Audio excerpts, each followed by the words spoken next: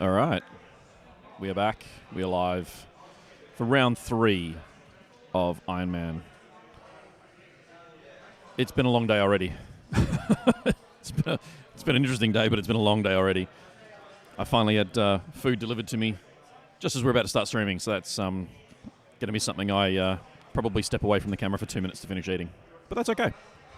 We're going to get the game underway for you first and fill you in a bit on what's going on. So, top table game 3, we have Jake and his Sisters of Battle versus Jordan and yet again more Dark Angels. Third game in a row on the top table with Dark Angels present. So if you want to check out the lists are in the comments already. You can go and check those out on Down Under Pairings.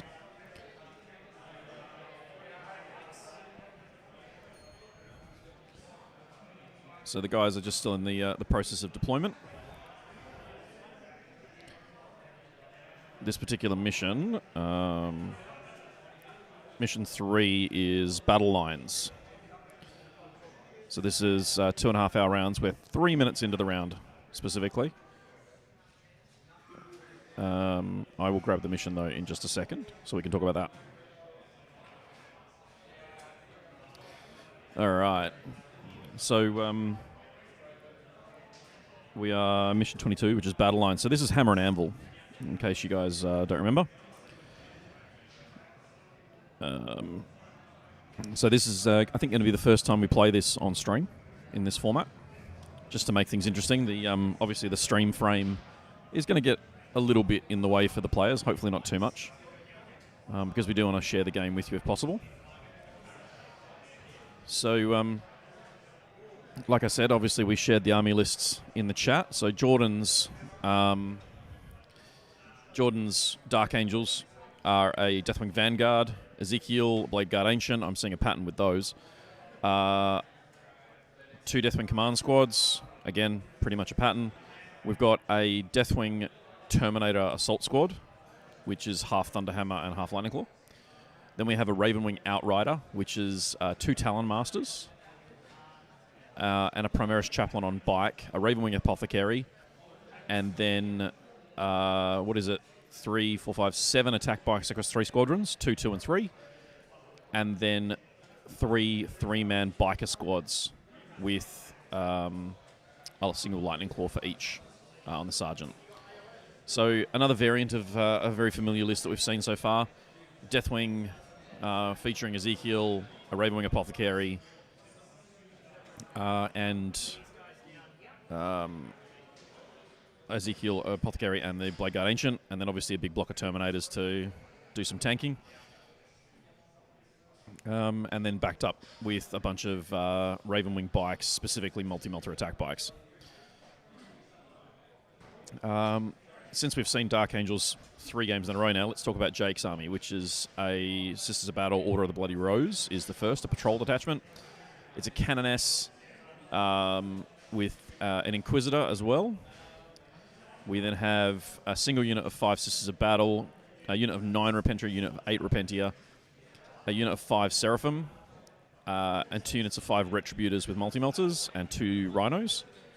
We then get an Order of Valorous Heart Spearhead, which is a Canoness, Celestine, a single Gemini, and a Magifier, a Preacher, and 3 Exorcists. And that's the army. So there's actually only 5 basic Sisters of Battle in the entire army. The rest of it is specialized units like Repentia, Seraphim, Retributors. It's quite a durable list, though, because from memory, the Valorous Heart is the ignore -1 AP, and then obviously we've also got the Imagifier, which will let them ignore AP1, Neg1, and Neg2. So I'm stood between 3 Exorcists. That should be pretty durable. And I believe that Neg1, I don't know if that applies via the keywords or whether that's just Sisters. I'd have to check that in the book, because I assume she'd be standing with the Retributors if it works across detachments as well. So there's a lot of punch in the army for combat, and an awful lot of multi-melters and missiles, particularly missiles from those 3 Exorcists who are packing the standard missiles. So yeah. Oh, there's a preacher as well, which I think I missed in the rundown there.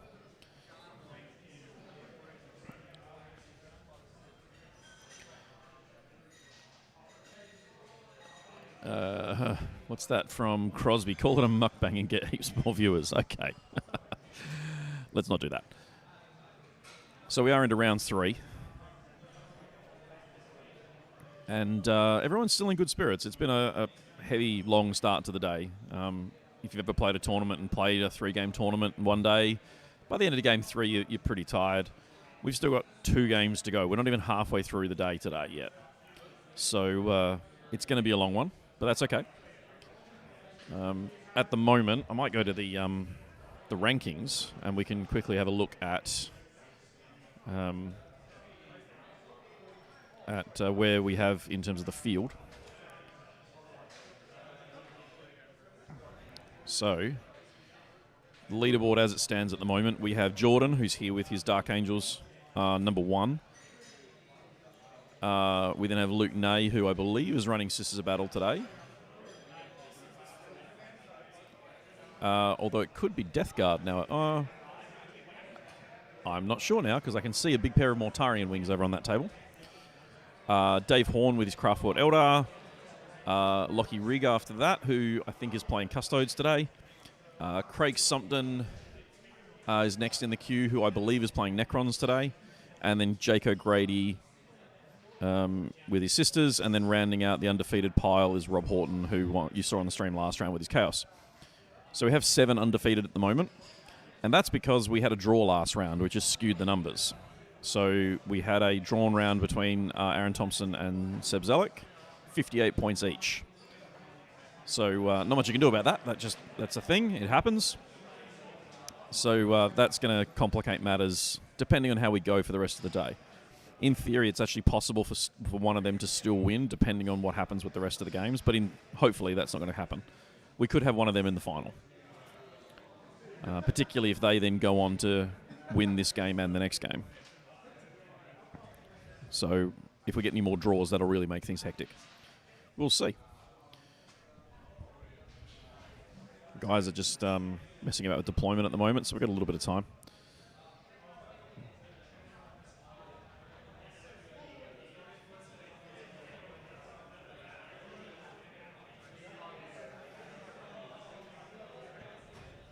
All right.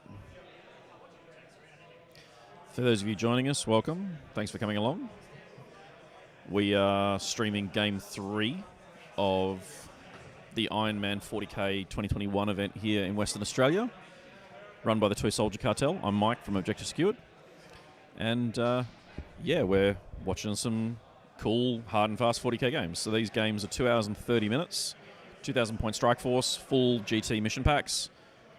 And it's pretty brutal because we are running with death clocks and, yeah, it's been hardcore. Getting a game done in 2.5 hours is possible, and for some players it's been really easy. I've actually watched a few of the guys walking around with plenty of time on their hands. I've also seen games come right down to the wire like it did last game. So, yeah, it's going to be a long day. Still a couple of games to go. As I said earlier, this is a Hammer and Anvil mission, so we are playing left to right on your screens, which does make things a little bit interesting.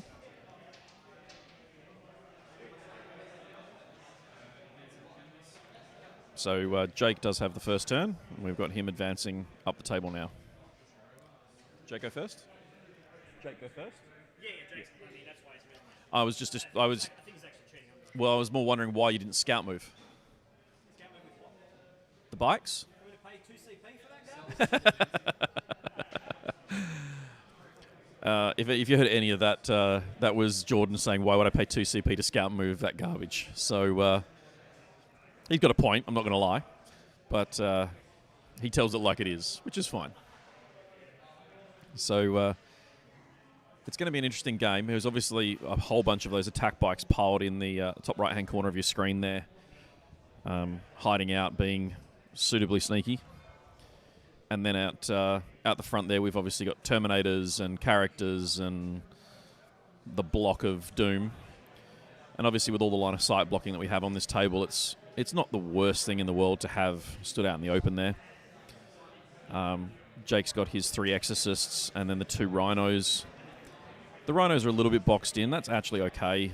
There's no need for those Repentia. I'm assuming they're carrying the Repentia from the looks of it, that there's no need for them to be up close and personal with anything just yet. So, it's not the end of the world. You can see the chess clock on the screen there as well the guys are using. They've just chucked 2 hours in it, knowing that there's 15 minutes, 16 minutes up their sleeve if they hit 0. So, but I think being aware of that time is really important. So they've certainly encouraged it, and there's even a set of rules for the event for using them. Not too dissimilar to what the ITC does. It's not full-blown death clock, but it kind of is at the same time.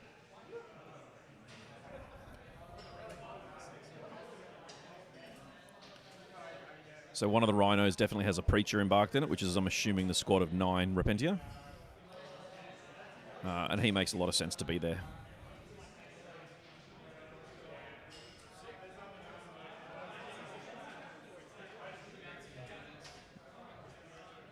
So we've got some more advancing happening as well as the sisters manoeuvre into position. Jake is a former Australian ETC, WTC player. And he was the captain for Western Australia's ATC team in 2019. He's also one of the owners of Beyond Games and Hobby down in Bunbury here in Western Australia, so very heavily invested in the gaming community here in Western Australia.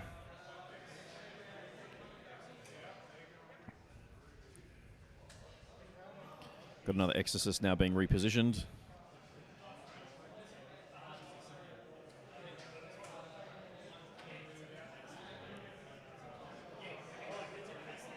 Just to give himself a little bit of an edge there.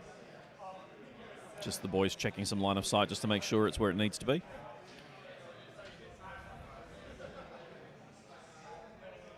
And the fact they're both working together again is a really positive thing, so that when someone says, hey, this is my intent, this is what I want to have happen, the opponent's coming around checking it themselves and then going, yep, I can agree with that. So, yeah.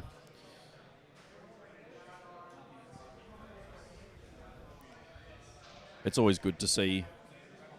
What's that? Oh, secondaries? Awesome. So I've got the secondaries handed to me by Jordan. So we've got Death on the Wind, Assassinate, and Vital Ground for the Dark Angels. And we've got While We Stand, We Fight, Engage on All Fronts, and Deploy Scramblers for the Sisters. I'm going to chuck those in the chat right now so that we don't lose them. And if you've got any questions, they're there.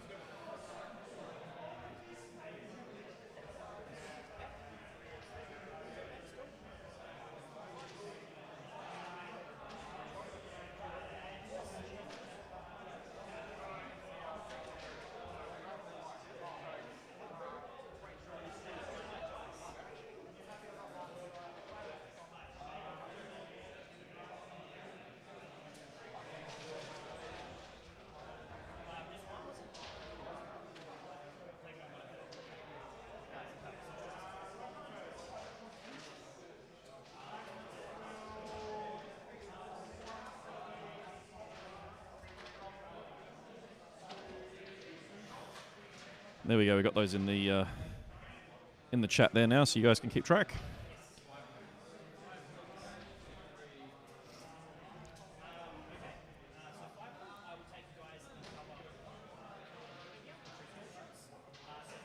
So we got our first volleys coming in now.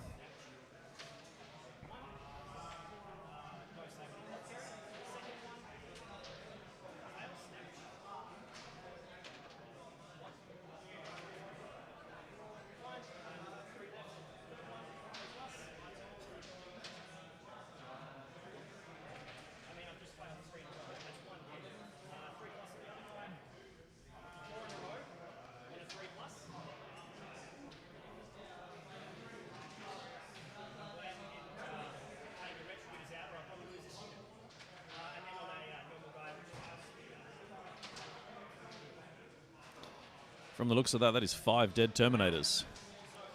Is that 5 dead Terminators?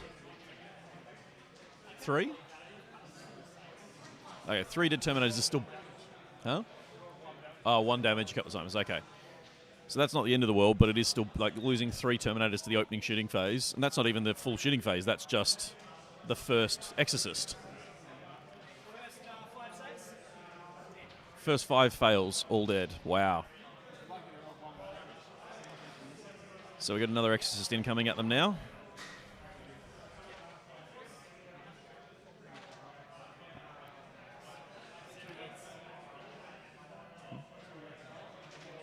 Wow.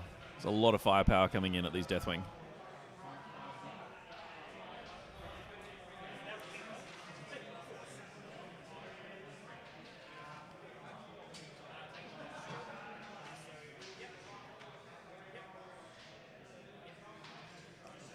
Jordan making up for it with his second batch of saves there.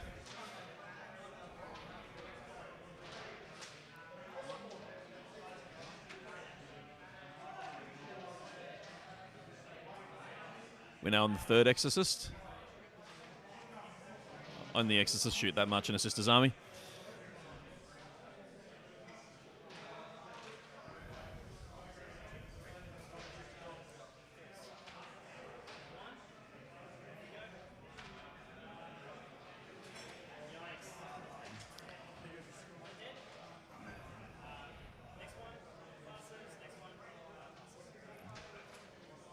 So we had 10 Terminators to start. How many do we have left?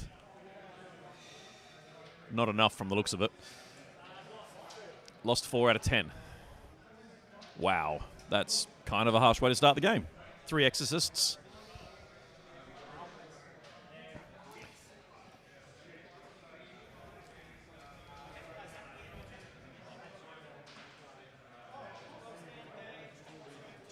Gonna eat my lunch while we stream.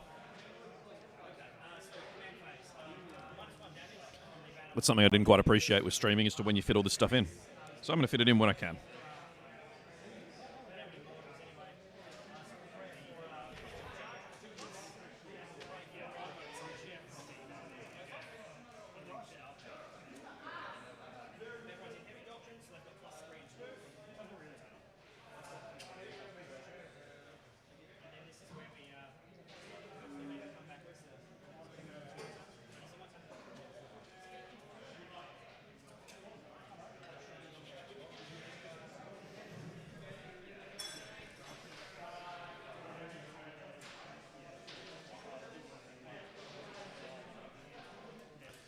Isik, yeah, I am actually having fun, mate. As you can see, we're using the Weyland-Yutani terrain here on the stream table, as well as probably 7 or 8 other tables in the room.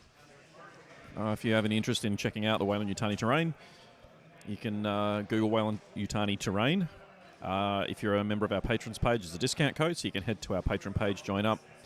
You get access to a second podcast, but you also get access to discount codes for some things as we get them.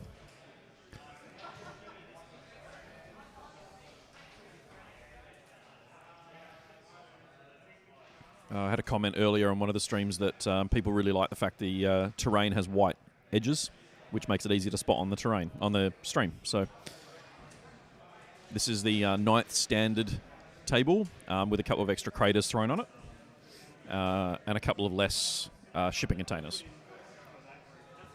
And yeah, that creates a really good volume of terrain. So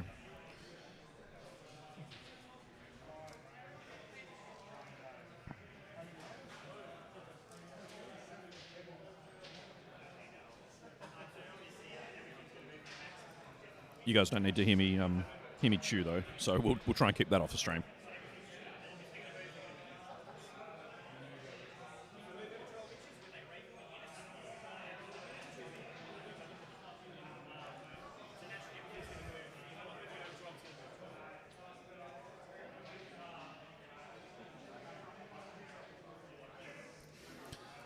So after the Terminators took a pounding there, we're now into Jordan's turn 1.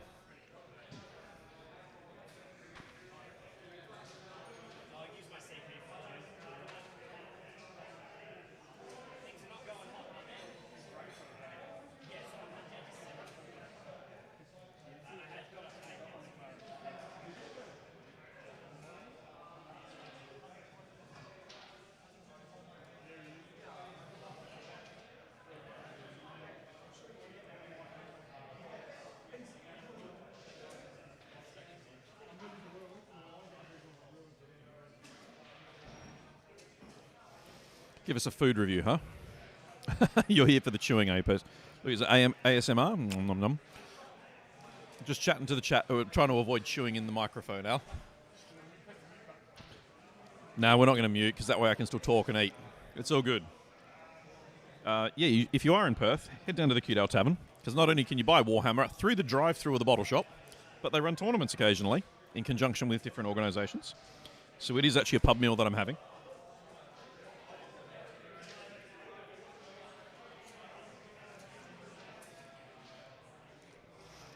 And it is thoroughly enjoyable.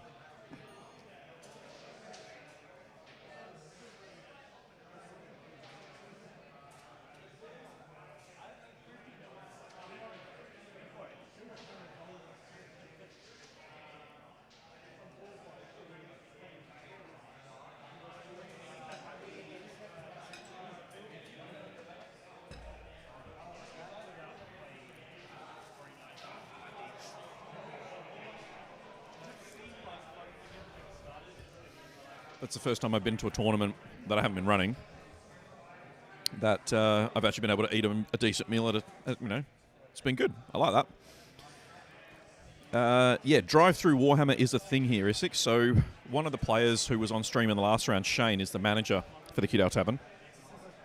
The Cartel Tavern is sort of a pub restaurant with a drive-through liquor store. And he decided he wanted Warhammer. So you can actually go through the drive-through, buy yourself a carton of beer and a Codex. Which, I think that works.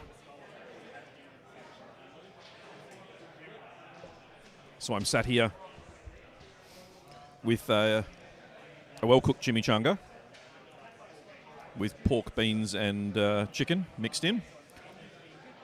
Drinking a pint of cider, chatting to you guys, playing 40k. It's great. It's actually a pretty decent place to be at the moment. Thoroughly enjoyable Zamato review extraordinaire. I don't even know what Zamato is. Too old for that. But that's okay. The meals down here have been really good. I played at a couple of tournaments. I actually won the last tournament I played here. And I've not had a bad meal here yet.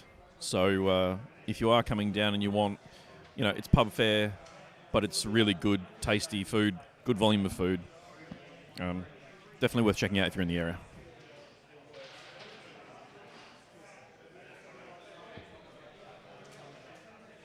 A pack of Fosters and some Known oil, mix it up, goes down smooth.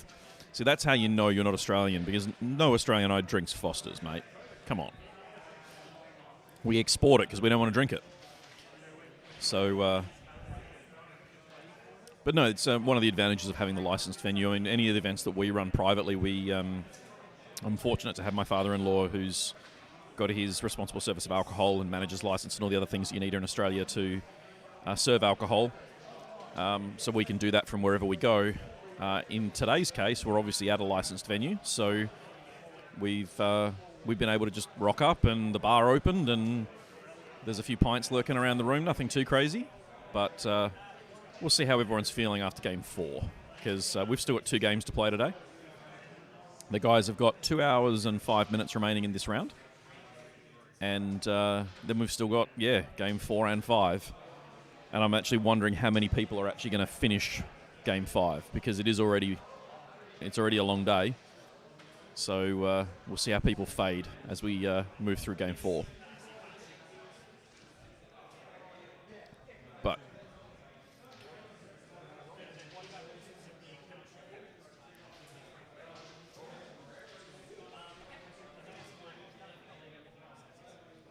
so that's Jordan completing his movement phase now. Huh?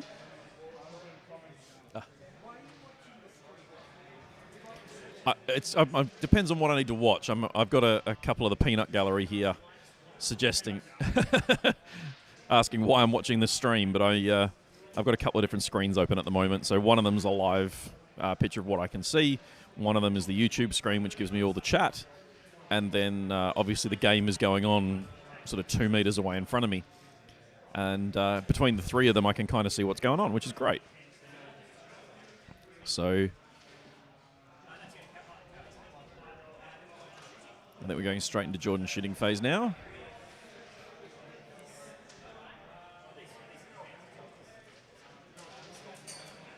So we've got the Talon Master now firing in.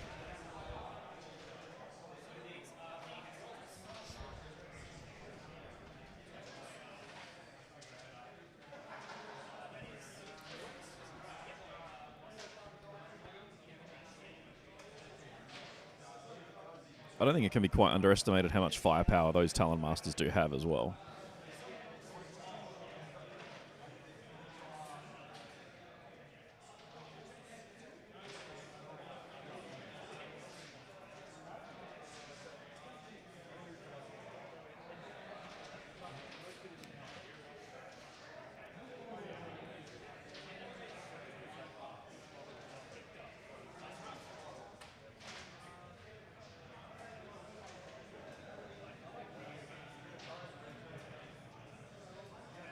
So that looks like it's Celestine.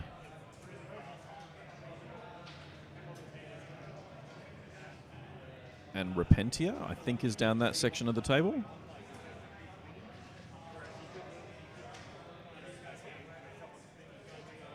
Obviously, Celestine's not being targeted just yet, but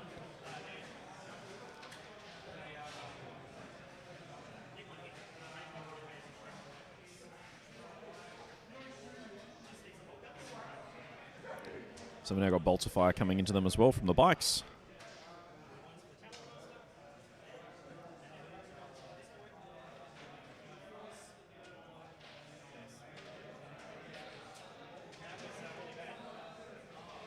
Doesn't look like the outcome Jordan wanted there. Lots of 2s and 1s there, even with the reroll on the Talon Master.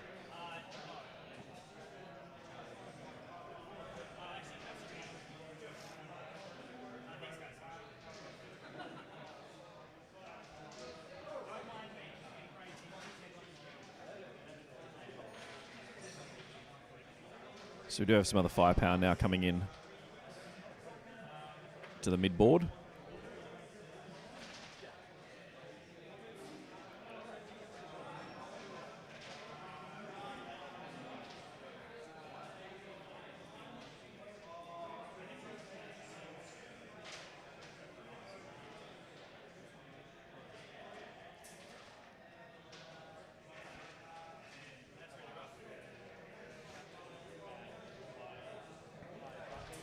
A little bit of damage into the Rhino, but nothing of any real significance.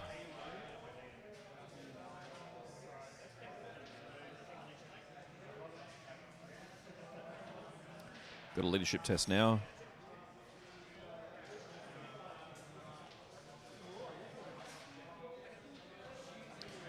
And 2 CP to auto pass there as well.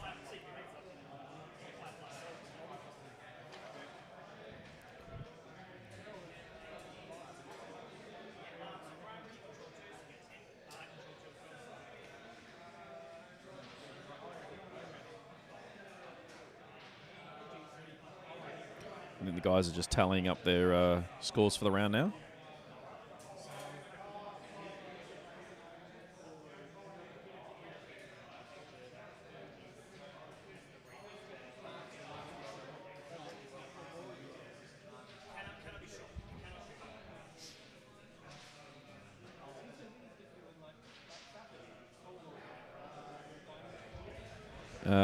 Can they hear me from here? No, generally speaking, the players can't hear me, which has proved pretty useful because we can commentate and make suggestions. And in the last round, I was joined by one of the players who comes to our events regularly, Ben Leaper, and he and I could chat and talk about stratagems and different strategies on the table. So there's enough background noise in the room, and the mic I'm on that you can see in the frame here, this is the one we use for recording the podcasts, and it's a very focused record, so I can kind of talk straight into it without worrying about people hearing me.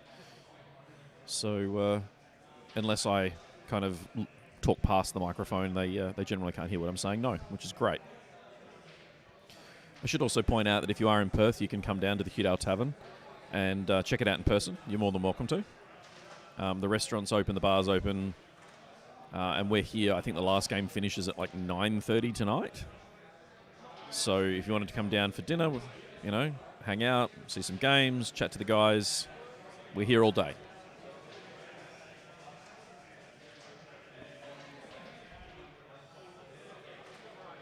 So we're into Jake's turn 2 now at this point, with Jake starting to maneuver around the Exorcist and whatnot. Jordan just refilling his drink. I have to give credit to some of the, well, actually most of the players, to be fair.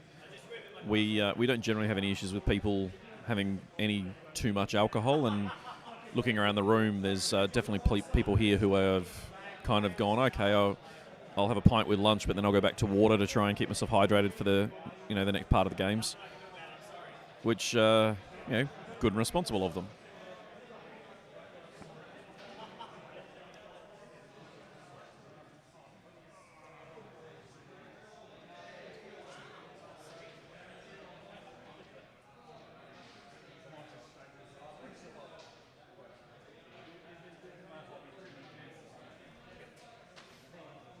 It's interesting. The building up in the top right-hand corner of the screen has, I'm going to guess and say, a boatload of attack bikes. I can see 1, 2, 3, 4, 5. I'm going to say it's a squad of bikes and then 5 attack bikes would be my guess.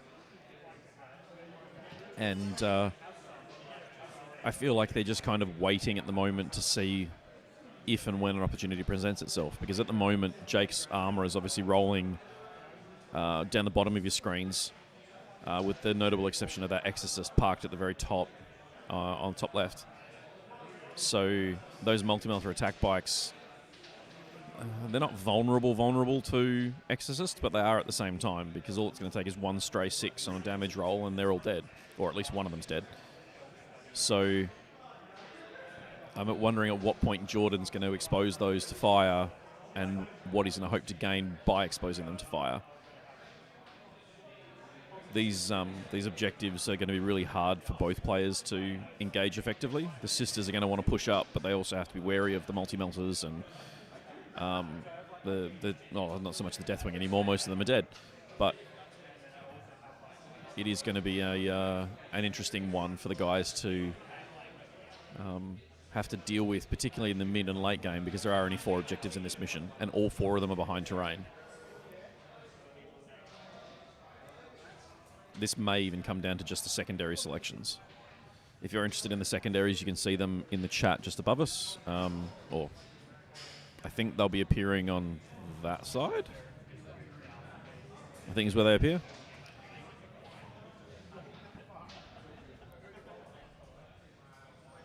We have in the past had microphones at the table,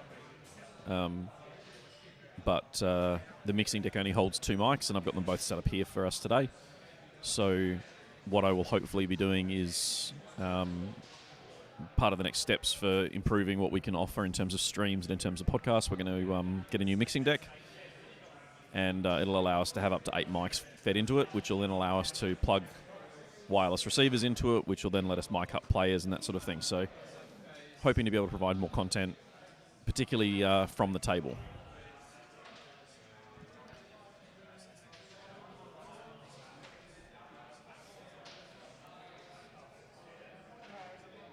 All right, I'm just going to step away from the table for 1 second, so I will just going to mute the microphone, and I'll be back in just a second.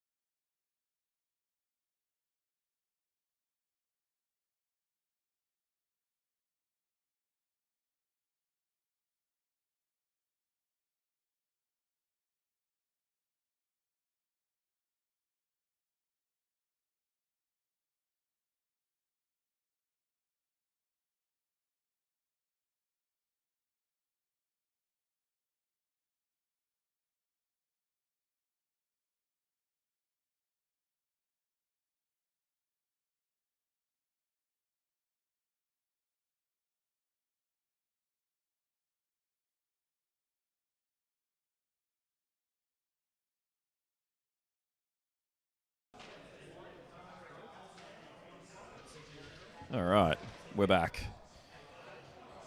This is what you do when you need to go and get a drink. Spend the first 2 rounds of the day with everyone offering to buy you a drink, and by the time you get to the third, no one wants to. Swan Gaming, Iron Man was the last opportunity for my Max to annoy people. Sorry, sad I had to withdraw from the day. It's great to have time to check in. Doing a very good job, Mike. Thanks, man. It's a shame you did have to withdraw. We ended up with an odd number of players today, so one of the organisers has stepped in. So we've had Demons as the Gumby for round 1. Then we had Tyranids with a Hierophant Biotitan for game 2. And then round 3, I think we've got Necrons playing as the ringer at the moment. So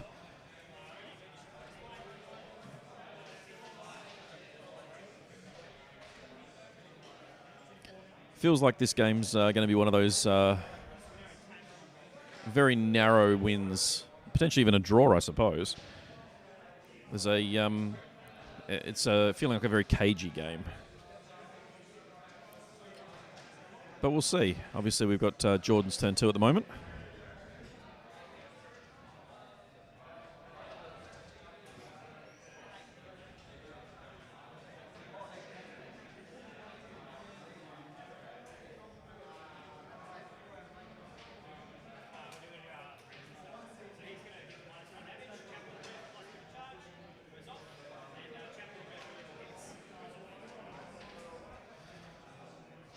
Okay.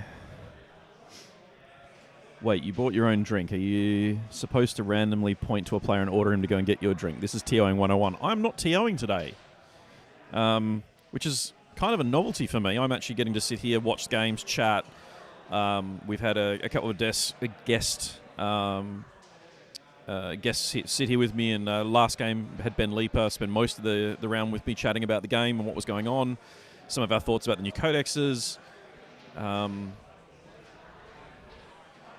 Let's have a look. Oh. Helps if I press the right button to put the camera back on me, but that's okay.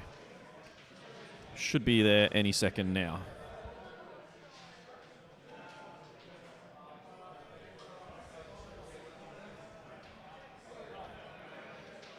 Let's wait for that. There we go. I can see it on my other screen now, so that means it's all working. Perfect.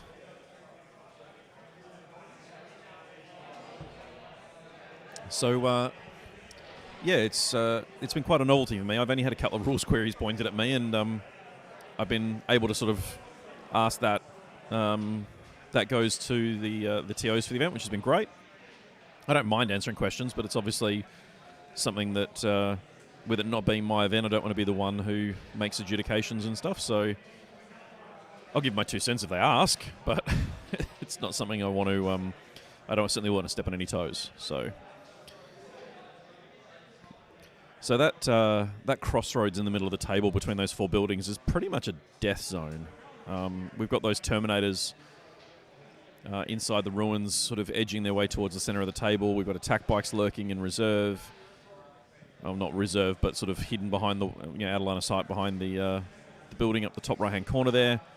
The Sisters are pushing hard down the left, it'll be down the bottom of the screen for you guys.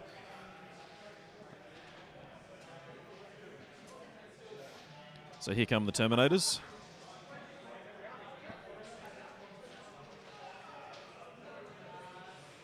Now, this is obviously a pivotal moment in the game, because once those Terminators are out, the chances are that we're going to see Repentia come out. We're going to see the big scrum happen towards the middle of the board, and it's going to be interesting to see how that plays out.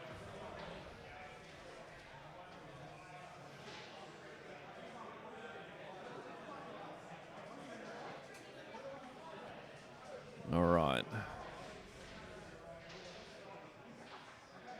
Everything looking good so far. Jordan again holding back another turn with those attack bikes. However, we do have the 3 standard Ravenwing bikes in the objective at the top of the screen. There are some Sisters of Battle that have come in to say hi, so they'll obviously have to be dealt with in some way, shape or form. And that Exorcist is obviously proving quite threatening down that top of the board as well.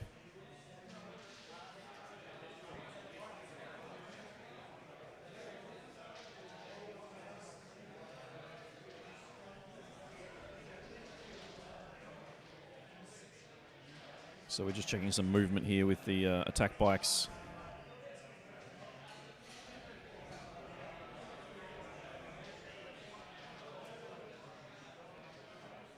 Feels like this is going to be quite a pivotal turn. I mean, we are in a position where the Dark Angels have an opportunity to kind of push the table. It's almost like they've given up the bottom of the screen in terms of flank, just holding them back with the Talon Master. And those attack bikes coming in looking for that Exorcist.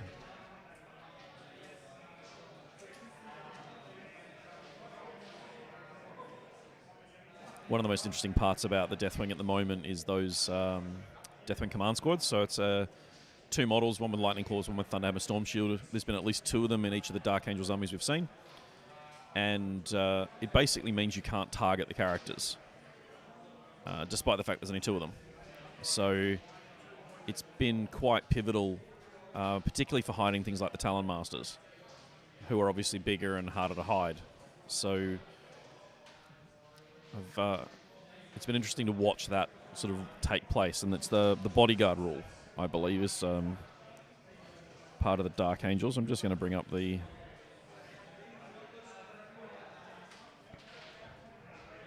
Deathwing command squad.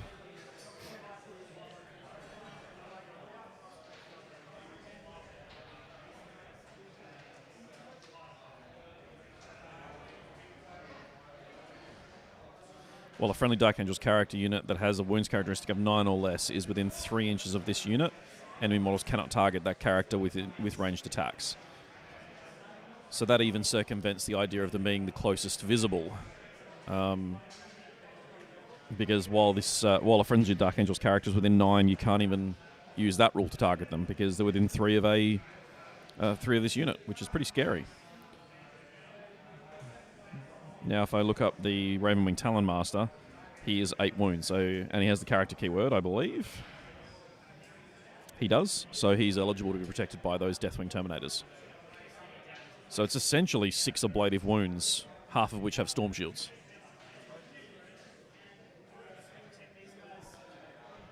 All right.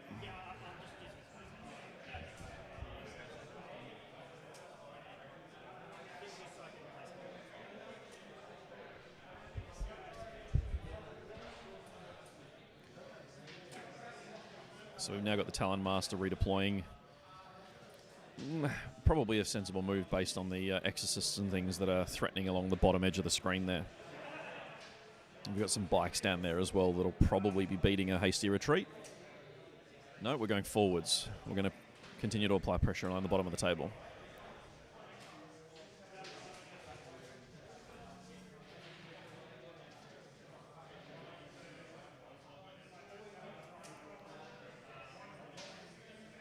Get some more attack bikes moving into position to have another crack at another Exorcist. So this is Jordan's moment, as it were.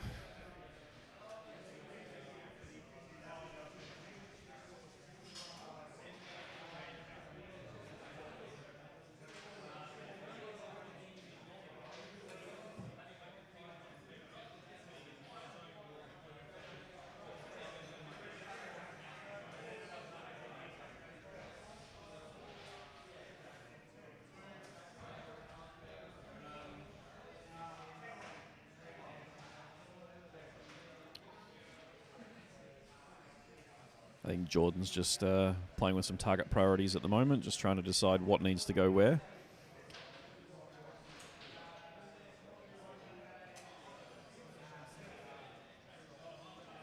Might try and grab a photo and post it to the OBSEC page of exactly what I can see.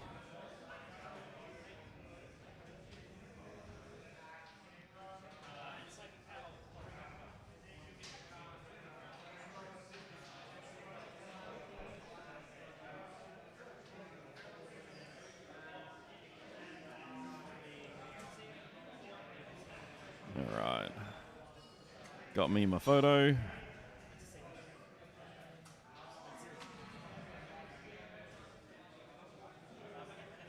Oh, that didn't work. I was too busy with it.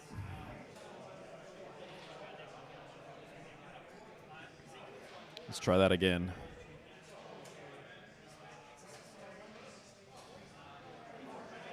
Oh, there we go. That worked. Perfect.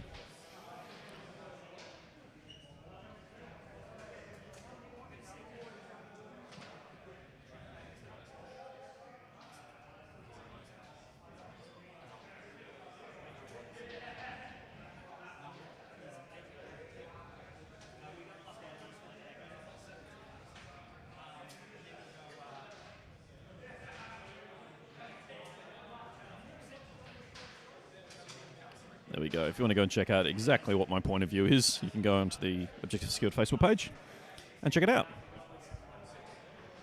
I will try and get a score update at the end of Jordan's turn just to see where we're tracking.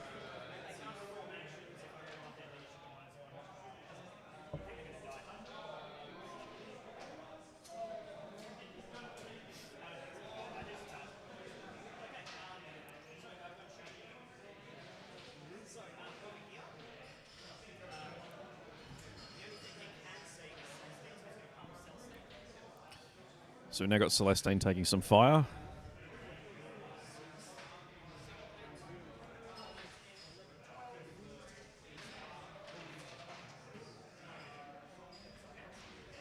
So this is a Talon Master now into Celestine.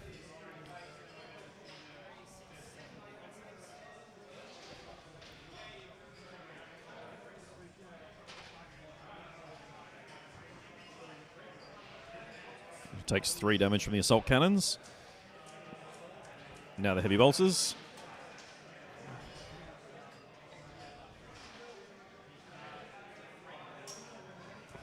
Jordan managing to throw dice all around the room at the moment.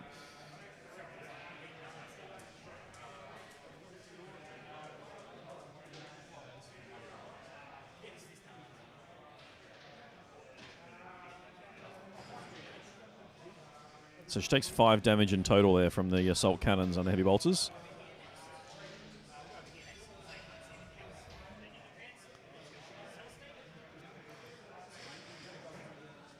We've now got some more firepower coming in. I believe it's just bolt guns at the moment. Is that just bolt guns? From one of the bike squads, I believe. Or are there attack bikes there? It's a bit hard to tell. It doesn't help that Jordan's colour scheme is black and blue.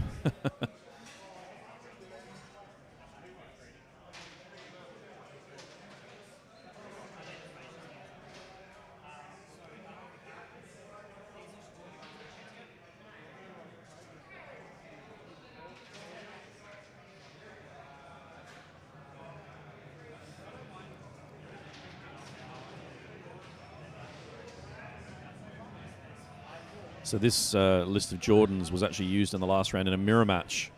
And when I say mirror match, I mean it was essentially a mirror.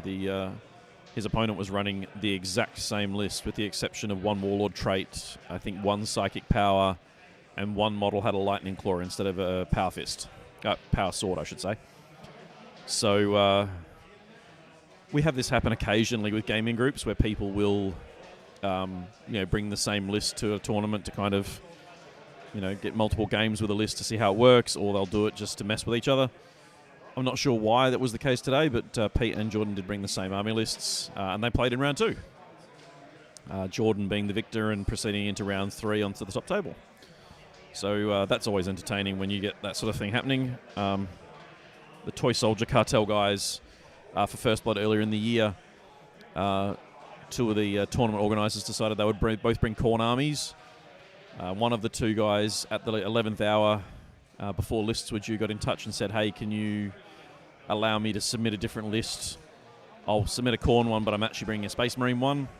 And because it was a hobby-focused event, I allowed it. I changed it on the day, so it was the correct list on the day. And Courtney, who you might have seen in the stream round 1, was not impressed that he'd spent this time painting 1,000 points of Khorne Demons, only to find out that the person he was meant to be competing with had swapped over to Space Marines. And the irony is there that Courtney went on to go 4 for 4 that day with his Corn Demons, whereas the Space Marines went 2 and 2. So it's always fun when weird things like that happen. So there's no raucous cheering going on, so I think we're still in that tense moment of the shooting phase as to what's actually going to happen.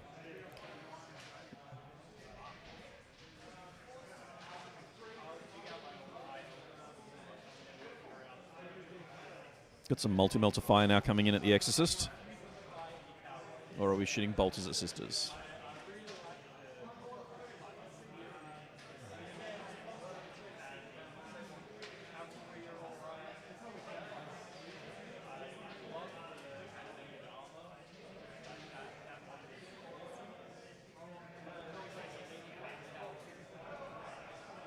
Here we go with Jake and he saves.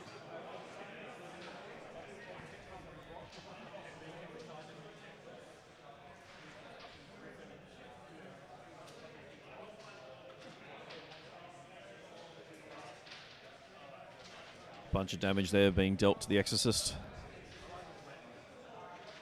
It's still alive and kicking, but only just. Once it hits a certain point of degradation, of course, it's questionable whether you're getting anything out of it in terms of combat effect in the first place. So, it might be enough that Jordan does have it down to about 2 wounds, I think is what the dice is showing. It's a bit hard to read at the moment. For me, at least. I believe it's a 2. Or is it a 1?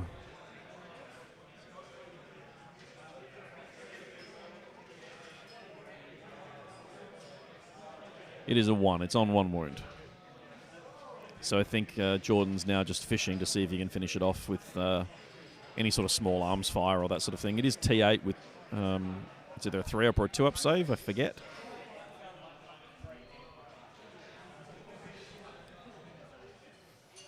At 1 wound, though, its effectiveness is questionable without sort of support from stratagems and things.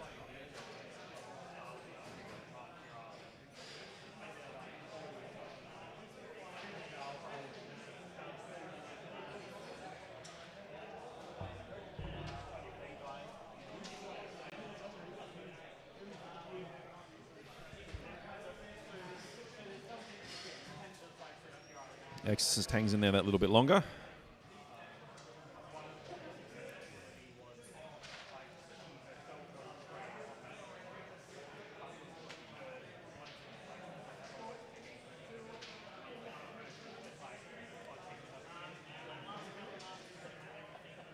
So we've now got a Talon Master firing in. Assault cannons first.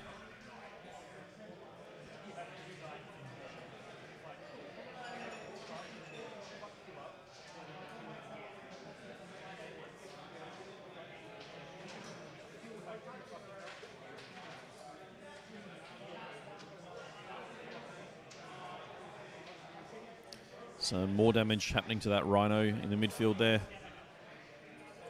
Sadly not enough to kill it either. So we've got some scattering damage across the Sisters' vehicles, but nothing destroyed. And we've now got Jordan going to the charge phase.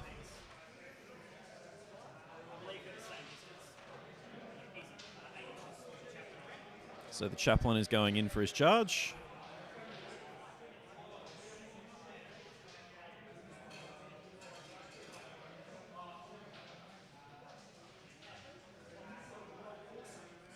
Sorry, not the Chaplain. This is the Deathwing Terminator squad.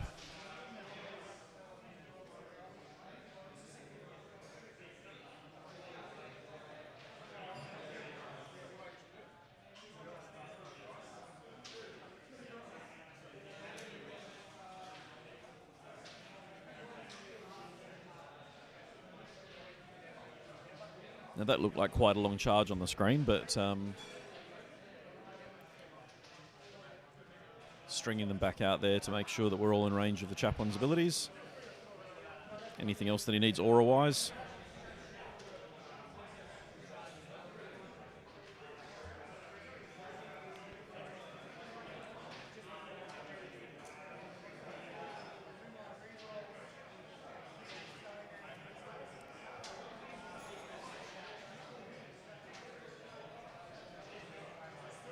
Got some other little charges happening here with some sisters being charged by some bikes. I believe the chaplain failed his charge.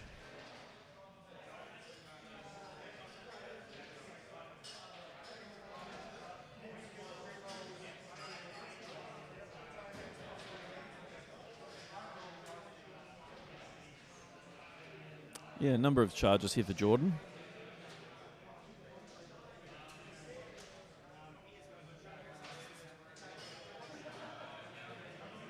All right, we've got some Overwatch happening now.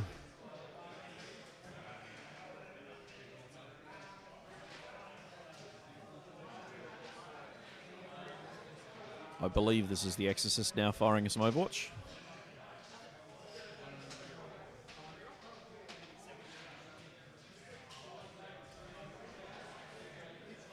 And the look on Jake's face says it all.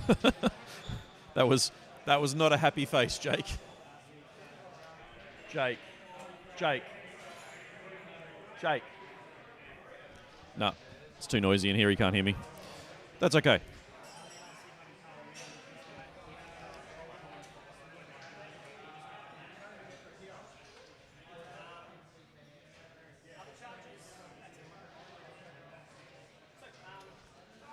So the question is now going to be, is there any interrupts and is there any CP to interrupt with?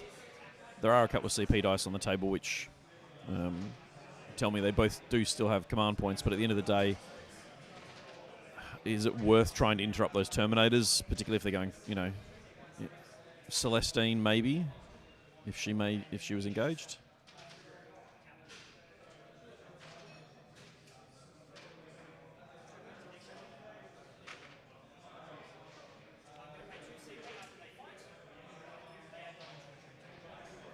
So the Raven Wing have fought. And then 2 CPs going to allow him to basically fall back straight away.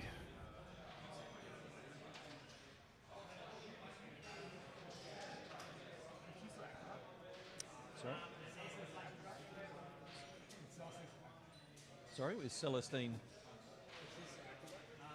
No, she's not within 1.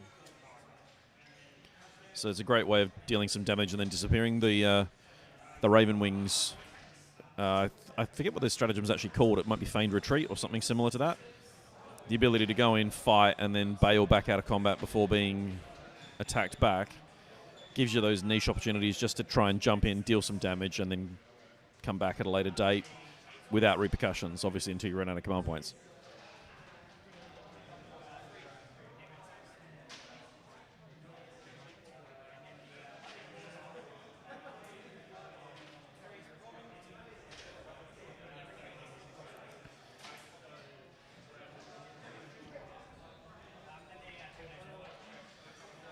So we've now got some sisters dying to some bikes on the charge.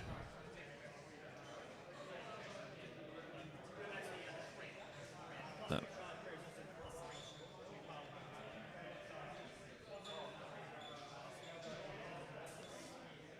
That looked like to be a whole squad going down there. We obviously now got the Terminators piling in.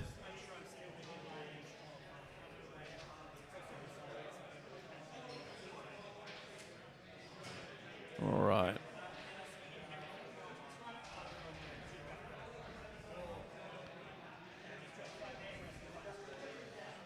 All right, so he's got 2 combats happening there with these Terminators.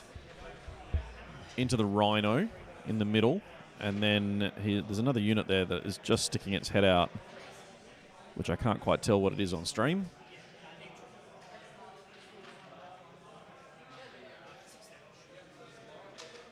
That's the Rhino destroyed.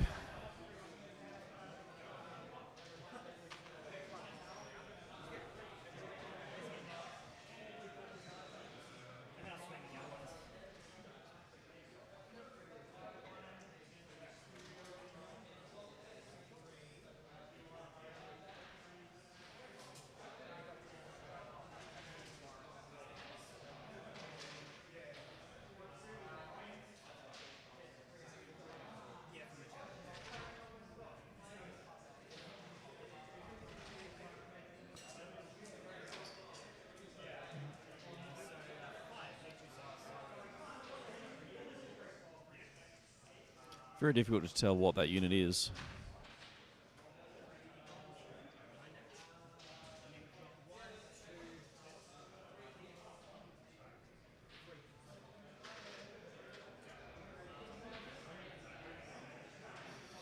Oh, I actually wonder whether he's fighting the rhino on the other side of that wall.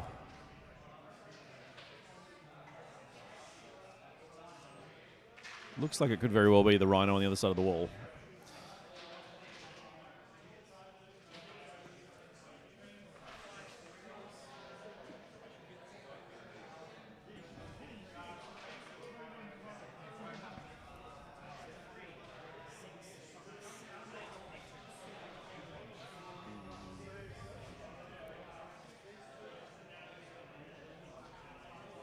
Is that both rhinos? That is both rhinos.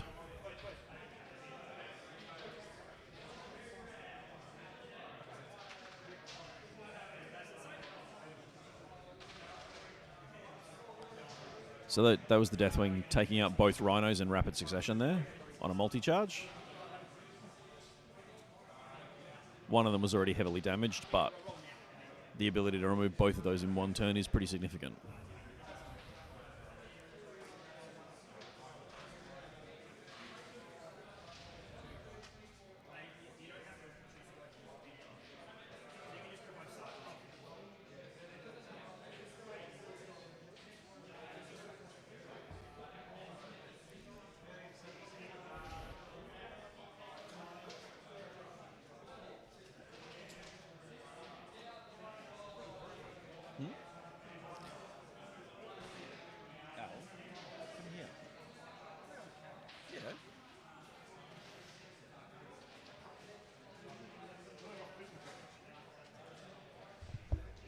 I think I'm getting a streaming buddy. I am getting a streaming buddy. So you need to grab the headset, chuck the headset on. Otherwise, you're not going to hear me properly. And then you need to grab the microphone and turn it on. Because I get the fancy microphone and you don't. I get the budget. So now make sure you can hear yourself in it. Can I hear myself in it? Well, I don't know. Can you hear yourself in it? Nah. Oh, wait. Yeah, I can. There you go. There You have to actually talk into the microphone. I'm getting there. Yeah, getting there. So everyone, this is Al. Where's the camera? The camera's right there. Oh, with a little, how's it going? yeah. I'll make the screen big so you can see what's going on. So this is what they can see of us, and this is the score, and these are your logos, and this is the game. Yeah. You know what 40K is, don't you? Hey, pretty sure I bet you once or twice. Propaganda there, mate. Propaganda. Yeah. So Alan is a member of the Toy Soldier Cartel. He's one of the 3 guys running the event today. Now, this was meant to happen on your birthday, I believe, wasn't it? Yeah. And then lockdown happened and that got canned. Yeah, so this is pretty happy about that. Yeah. Now, I was promised that you would be absolutely maggoted for this event, and you would sit here all day and talk garbage while drunk with me, and you haven't done that, so I'm very disappointed. But I managed to convince you to sit down for 2 minutes, so that's fine. Yeah, that's what you get. I'll take that. So, very cagey game, this one, although we have just seen Jordan make a fairly decisive charge with those Terminators. And this is the 3rd game in a row that we've had Deathwing Ravenwing on the table. Yeah, I noticed that. So, I'm seeing a pattern. We'll see what happens in the next round. Because I think in the top tables we've got these 2 guys. I think Luke over there is running Sisters. Nah, Death Guard. Death Guard? Death Guard and Morty. I thought I saw a Mortarian wing. I couldn't tell from here, Yeah. though. And then Craig running his Necrons again. Yeah, Necrons, triple Satans. And then Lockie's running Custodes, I believe. Yeah, triple Telemons. And Dave running his Craftworld Elder. And then who else? Rob Horton and Aaron Thompson. Now, yeah, Rob obviously won the last game, but Aaron has paired up because he drew the last round. Oh. He drew with Seb attention. Zellick in round 2. How are you not knowing this stuff and I do? I just do the heavy lifting. So there are our top 4 tables. The reality is that one of the 2 guys on the table right now is likely to stay there. Yeah. I know that Down Under Pairings, this is the software most of the tournament organisers in WA use, will try and avoid doubling up. So we may have a different pairing for round 4 on table 1, even though it may not be the top table. Yeah. And then we'll have the top table for round 5 streamed, regardless of whether they played on the table or not. Yeah, that's first and second, guaranteed. Yeah. So we've got 7 undefeated going into this round, so we should have 4? Yeah, 4, then 2, then 4, then 2, then 1, which works. Let's hope it works. So far. Don't jinx us. Well, I said that when we had Masters with 80 players, and at one point there I was sweating going, I'm going to have an outright winner by the end of Game 6. I don't need a 7th game. Oh, God. Thankfully, it didn't work that way, but I was sweating for a moment there. And that's something that I suppose a lot of people don't think about when you organise a tournament, is how you're going to organise the winner. Yeah. And dropouts. yeah, between dropouts and then random things happening in rounds, particularly with bracketed pairings, where you end up with 2 players scoring exactly 58 points in the prior round. What do you do? Like, the brackets will work it out, but at the same time you're left going, hang on, I should have 8 undefeated and I've got 7. And if the top tables, if you have another draw on any of the top tables, then the whole thing just becomes an absolute mess. Yeah. We could have a winner at the end of round 4 at that point. No, don't do that. Don't jinx us. No. Well, right now, in theory, we shouldn't. Yeah, looking at the tables, I don't think we're going to. No. The fact is, though, this mission can be quite draw-hammery, depending on what secondaries you take, just because of the nature of where you place the objectives. And WA, particularly in the last 12 months, has really upped its game in terms of volume of terrain and line-of-sight blocking, which personally I think has been a really good thing for the game, because it's allowed us to bring out some combat armies. It's allowed us to do some sort of interesting and dynamic armies that you probably wouldn't have seen in 8th edition. And I think that's been really positive. And, that credit has to go to TOs who are willing to listen to the players and, spend the money and the time, because that's ultimately what it comes down to. Yeah. And you'll know as well as I do that the time investment for a one-day tournament is huge. Yeah. It's months. Oh, look, it's like we've run... someone asked me how many tournaments Emma and I have actually run in the last 5 years. My best guess is something in the number of 100 or so. And they said, it must be really like a clockwork for you now. And I go, no, it's still at least a week's work for a one-day tournament, like in the lead up to. And they've gone, well, what can you possibly still be doing, like, for a week? And I've gone, like, terrain, players packs, picking up keys, organising prizes and trophies, and there's all this little stuff that you go, oh, that only took me an hour. Oh, that only took me an hour. Oh, and all of a sudden you're going, oh, I've spent 20 hours on this so far. Yeah. What's my hourly rate again? Yeah, nothing. Whilst I was at work. That's certainly not enough money is the answer to that. So I'm going to tell you this now, because I didn't tell Ben until about 2/3 of the way through the last game. Yeah. The screen on the left is live. The screen on the right has about a 30-second delay. Yeah, I noticed that, because I looked at the move. I was like, hey, we're moving backwards. So I do have the 2 screens there, so I can keep track of what's going on in terms of the stream and what's going for comments and things, and then on the streaming software itself. So actually feels quite technical, because I've also got the 3rd laptop sat here with the timer and everything on it. I was saying I should probably try and get a timer on the screen here for the people who are watching at home to know how much is left in the game. But the last couple of games have also had chess clocks on the screen. Yeah, true. And they've been pretty easy. Like, the resolution's pretty good. I think it's streaming at 720p at the moment, which is fine for most mobile devices. It won't work on a big screen, but looks fine for your average monitor. So I think they're clocking this one on their phone anyway. Yeah, there was a clock lurking around at one point. We're missing about 1.5 inches off the top and bottom of the frame, just because of the height of the table we're playing on. Yeah. Because the camera is about 2.2 meters up, and it doesn't catch the whole game, because the game is like 1.1 meters up. Yeah. So I used to say it was great. Don't get me wrong. Like, you're a tall guy. For me, it's bad on my back. Let alone it must be like on yours, back and knees. But it's a good venue, and everything seems to be working okay at the moment. We've had the lunch rush today with some of the pedestrian traffic walking in, going, what the hell is going on? And they've all gone to eat outside in the beer garden. There's nothing bad about that. No. It's been funny watching some of the guys walk through, wondering what this is. But at the same time, I think the public exposure is pretty good. I've seen a few people eye warily at the camera and all the rest of it as well. And to be fair, while the beer garden was full, we actually had the cameras off, because obviously you can see behind us into the beer garden. So that was probably a good thing. So we're into Jake's turn 3, I believe, at the moment, or is we still at the end of the combat phase? No, we're in Jake's turn 3. I might get a score update from Jordan. Jordan, you got a score for me? Might just update our scores, see where we're at. Pretty sure it's not 0 anymore. No. It's one of those ones where you don't really want to disturb... you don't want to disturb players unless you absolutely have to. Yeah. And timing when you can disturb them is another thing entirely. So while Jake's doing a movement phase, it feels okay to go in and badger Jordan for 2 minutes to get a score. This is the top of 3, Jordan. Top of 3? Yeah. Oh, here we go. I got a scorecard. Oh, beautiful. And it is a low-scoring affair. Oh, Jesus. I mean, you took While We Stand as well, so. Oh, that's true. While We Stand is in play. So we've got...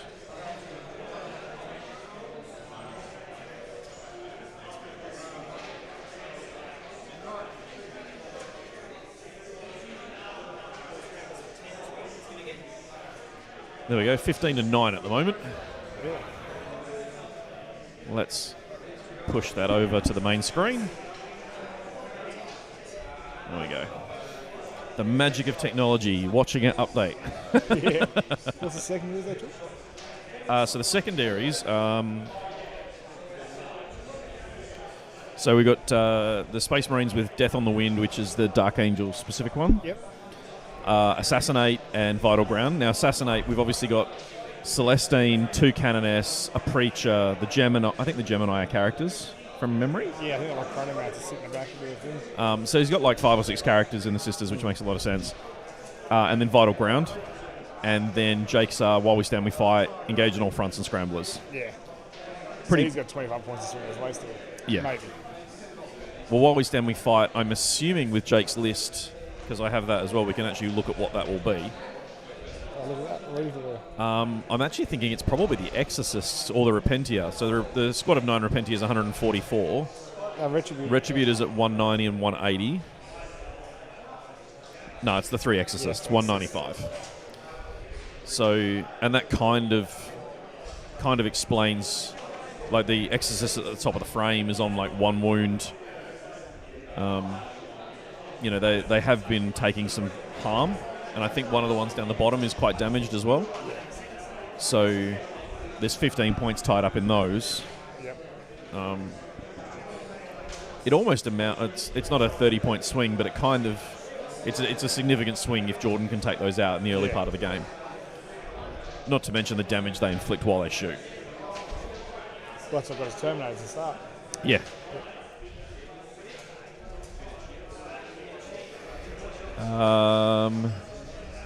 Look at this handsome man. Ah, you're welcome. Shouldn't be someone me. There is still time. Yes, there is. We are 1 hour and 12 minutes remaining in the round, so we're basically halfway through the round. Yeah. We haven't run into any issues with time either. No, I mean both the other games on the stream have run to the wire. Yeah. And I feel like there's basically been 2 or 3 games each round that have come down to the last few minutes, whereas I saw Seb Zellick in the last round walking around with like half an hour to spare. And same the first round, we had Yeah. an hour to spare. So, yeah, we've still got about an hour, and I might, in the break, try and figure out how to put the clock up on the stream so you guys can see the round timer. Just another thing I'm going to try and figure out to do on the fly. I was just pleased I got the live scoring working. So, you know, I'll take it. So this is it's been quite a significant punch there from the Dark Angels. However, there seems to be some issues for them in that there aren't many Terminators left. Rather than that, he's not really taking much damage. No. But the Deathwings soak it like nothing else. Yeah. So, Yeah, which you've been watching all day. yeah. Well, the first game, we watched them tank 2 Keepers of Secrets and a squad of Chaos Terminators. And Like 39 wounds in one. yeah, it was just unbelievable. So, I mean, Jordan's essentially traded those 2 Terminator squads for the 2 Rhinos and a handful of little bits and pieces that sort of hung around there with them. Now, on paper, you might question that being a good exchange, but at the same time, removing those Rhinos is going to help the late game in terms of denying objectives. Yeah, and Scramblers. Yeah. I mean, Scramblers engage on all fronts, both impacted by that loss. The fact those 2 Talon Masters are still lurking around in the midfield as well means that any infantry model that sticks its head out to try and complete Scramblers is in for a bad day. Yeah. There's 2 Assault Cannons and 2 Heavy Bolters on those, isn't it? Something like that. Yeah. it's brutal enough that you don't want to go walking out in front of it anyway. Yeah. So, The way it's looking, it's Mike going to have to. yeah, well, that's it. So at the moment, the score doesn't look great for Jordan, but I feel like there's probably 25 points lurking on the table that swing it. I've watched him his last movement phase. He's really particular of how he's doing it. So he's got an idea. Yeah. He's definitely. I mean, I've watched Jordan play a few major tournaments now, and his demeanour when he's taking a weird list that he wants to try, like multiple Herajoules and that sort of thing, is very different to the way he's playing today, where it is quite tight play with a very distinct plan and very meticulous opinion on how it's going to work. You know, those bikes down the bottom there contesting that bottom objective.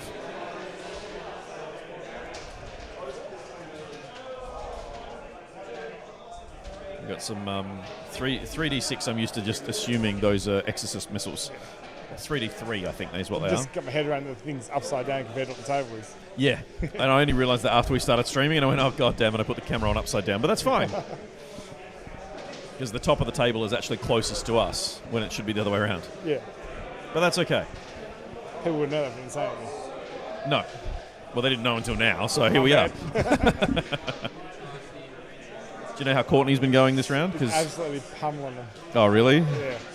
So he got the list and he nearly won his Masters. Oh, okay. So he's playing. Courtney's filling in this round as the Gumby player, the ringer, and he's doing his thing. and he's playing against pure Grey Knights, which not proving nice for the Grey Knights because Courtney's running. Is this the Scorptech Destroyers? Yes, Scorptech Destroyers. Yeah. Ringer. Right. So yeah, Courtney knows what he's doing. I think he went 5-2 at Masters with it. Yeah. Something real close like that. So we've got Celestine now coming out and looking for those bikes to kill. I think she's only on one wound though. She took a bunch of fire from the Talon Master and was not feeling very nice. But I don't think she actually died. I don't think she's resurrected yet. She got hit from the bikes and they got out of there. Yeah.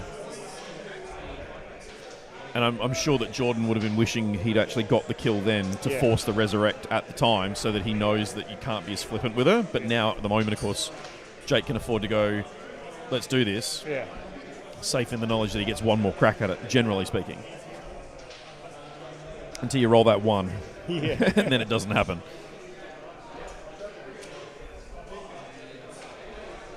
So, it looks like she's there with a bunch of Repentia as well, if I'm not mistaken. Are those Repentia with her? I can't see that. I'm trying to see on the table. There's the Seraphim have looped around the bottom right-hand wall. They're just tucked in there against the board edge. There's 5 Seraphim there, but I can't see what's with Celestine. So Celestine's gone up to engage the Talon Master. But it's a bit hard to tell what's there with those bikes. I'll jump up. Right here.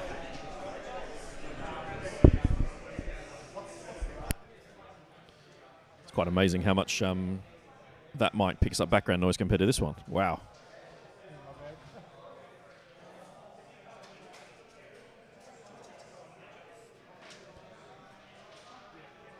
Repentia? They are Repentia. Okay. I think Alan was using that as an excuse to get the microphone and get away from the microphone, but that's okay. I won't hold it against him.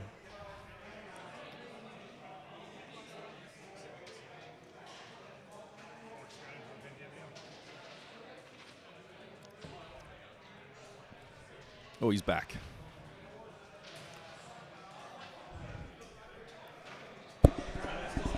Yeah, I'm amazed at how much more background noise that microphone picks up. Really? Yeah. I can hear it in my headset. But so this is literally the setup we use at home for recording the podcast and stuff. This is Emma's one. No, that's mine. She got the good one. This is normally her microphone. So she should. To be fair, I went to go and buy another one of these about a year ago, around the lockdown time when nothing was available. So I've actually had some money put aside to buy another boom arm, another microphone. It needs a special cable as well. And then a new mixing deck so I can run 8 microphones. Oh, okay. Because what it'll let me do is for something like this, we could have 2 people with the boom arms being able to chat, and then we could mic up players. Oh, headsets. No, like just like a Oh, okay. like a lapel mic, so that we can hear what's going on. Yeah. And with the channel selection, it'll let me run their audio to my headset, but the listeners at home won't hear it. Yeah. Which will mean we can hear what they're saying and who they're targeting and all the rest of it, without it being intrusive to them, Yeah. and without worrying about what they're saying. So, which is a reasonable concern. I mean, I've got my YouTube set up so that it's not marked for kids, but you never know. Yeah. It's always safer to not than just allow it. So interrupted with the bikes, hit the Repentia and got out of there. Yeah. So those Repentia are now left basically heavily exposed to all those Ravenwing, and there is a bunch of Ravenwing and some Terminators in the midfield there as well. So as long as Celestine doesn't kill that Talonmaster, Celestine and those Repentia are probably not going to have a nice day. Nah. Look, and those two attack bikes, to be fair, doing what they've just done, it also brings their multi-melters into play in Jordan's turn, because obviously being charged now gives them a free move in Jake's phase, and then all of a sudden you get short range with those multi-melters on the Exorcists. Yeah. So, and let's face it, the changes to multi-melters since the new Space Marine book with the extra damage and the extra shot has been significant. Yeah, it has. Which is why he's got, I think, 7 multi-melter attack bikes. Yep. Just to be a bit Jordan-y. It's working. I would love to find out from Jordan how the mirror match went in the last round. Because... Well, obviously he won. Huh? Obviously he won. Well, he did win, but what I mean is from what everyone's told me, because it is literally an identical list. Oh, him and Pete, yes, I heard about that, yeah. Apparently one of the Terminator squads charged the other Terminator squad in the midfield. Yeah. But they both get shock assault. They both have the same debuffs. They both have the same buffs. They both have the same everything. It comes down the dice rolls. Well, yeah, at that point you have to assume it did, because Jordan scored it, and I think Pete ended up with about 48 points. Yeah, I heard Pete push forward. And so okay, overextended. Yeah. That's the report I got. That's the biggest problem with the Deathwing armies, though, is that they aren't mobile enough unless you're willing to take those risks, and those risks can be, well, risky. Yeah.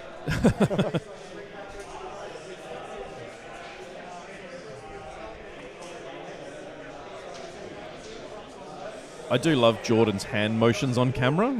He's quite vocal with his hands, and I'm watching him waving his hands around. And because you can't see his face or what he's doing, you've just got these random hands entering the frame and pointing at things. Jake doesn't look too happy. No, Jake doesn't look. The bike? Yeah. Yeah, Jake feeling some frustration there from the Ravenwing stratagems.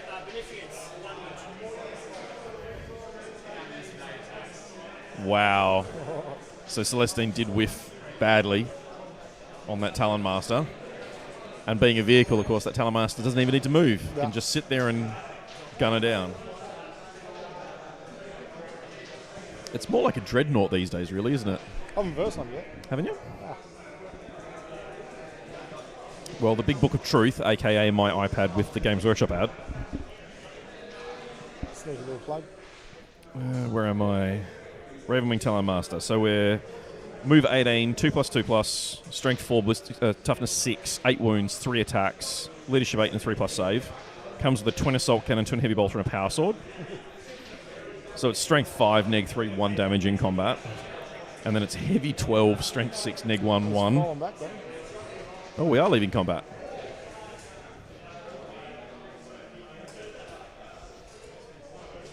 It has inner circle as well, because it's Why not? a captain. It has Jink. It doesn't have any way of falling back and still shooting unless there's something else going on, and it probably does have something else going on. He's right in front of those X's as well. There might be a stratagem that lets him, charge after falling back or something like that.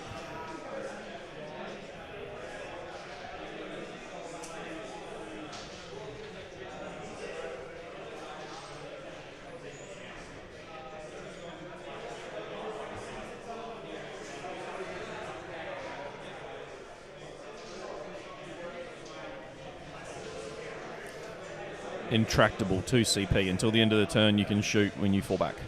When's he going to use it though? Use this stratagem in your movement phase. When a Dark Angel unit from your army is selected to fall back.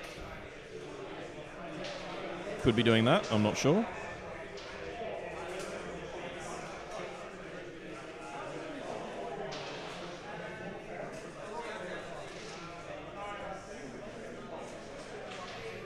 That looks like the most likely one. Yeah, I can't see him doing it for no reason. No, neither can I.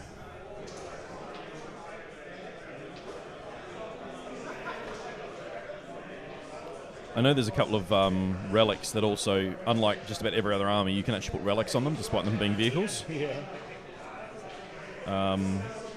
Arbiter's Gaze. Each time the bearer makes an attack, a hit roll of 2+ is always successful, including Overwatch, Righto. irrespective of modifiers or abilities. Is that one he's got on it? Each time the bearer makes an attack, the target does not receive the benefits of cover.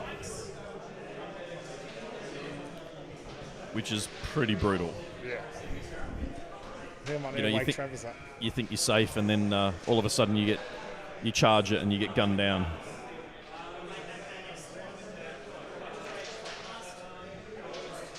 So the two Talon Masters, where are they? So one does have Arbiter's Gaze. The other one doesn't. So it depends on which one's actually being used at the time.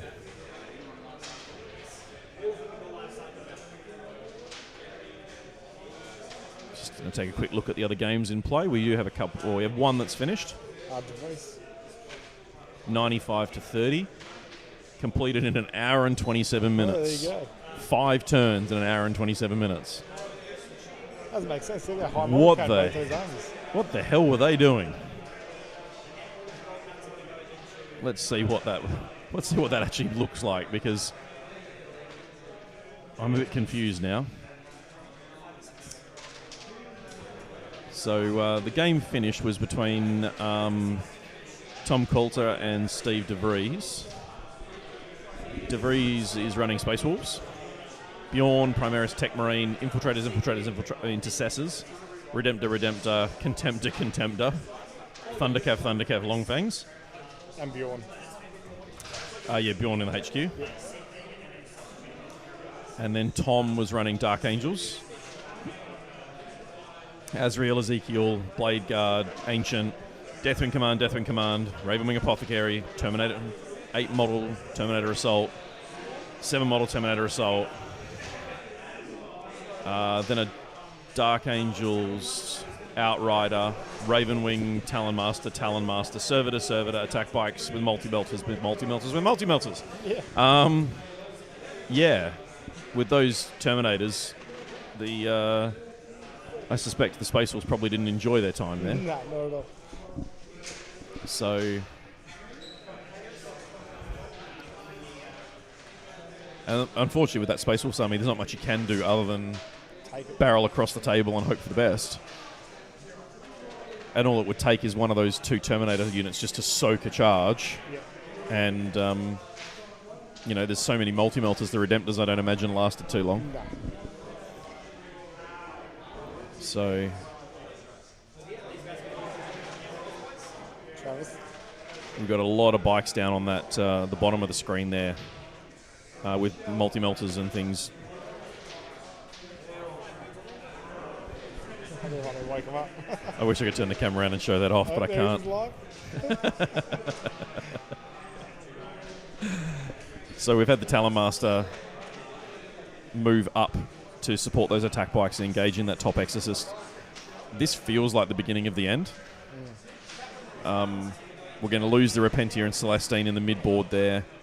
You're probably losing 2 Exorcists, 3 if you're unlucky in this turn. Right now. And the Repentier aren't going to be enough to stem the tide. So it does feel... Jordan does feel like he's in control of the table at the moment.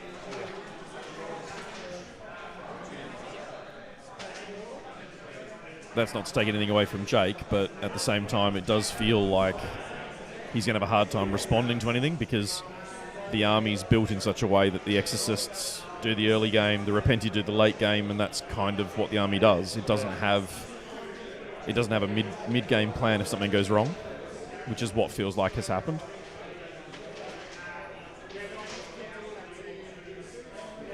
it's also probably a result of the Hammer and Anvil mission. Yeah. Those sisters, the Exorcist is the only long-range thing he's got. The Repentia obviously need to close the gap, and the multi-melter units, yeah, okay, you can put them, like he runs them both in a Rhino, Yeah. but at the same time, 24-inch range, it's not great. So, They're gone now, aren't they? sorry? They were taken out already, aren't they? Yeah. So that's probably hurt him in this game. And you can see now that Jordan's now got control of 3 objectives. Yep. We've now got not Repentia, we've got Retributors dying there, I assume, to the Talon Master.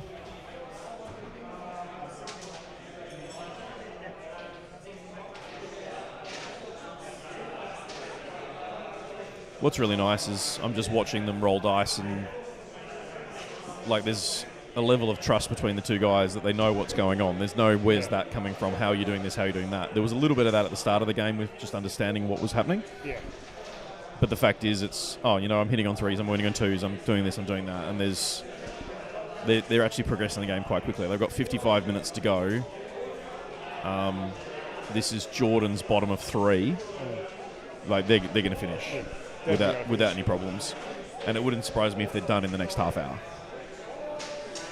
That's fine by me. Look, you and I are Next day still going to won't be sat here at 9:30 tonight. Yeah. Maybe not here, but we're still going to be here at 9:30 tonight. So, That's when the final round finishes. yeah. You're welcome. And then we've still got pack up. Yeah. So, we're not going anywhere before 10:30. I told the wife home at 2. Home at 2. Yeah. Is that so you can stay here and keep drinking? Play safe. Play it safe, all right. My wife is going to be here for the final game, so I'm definitely leaving when she wants me to. So,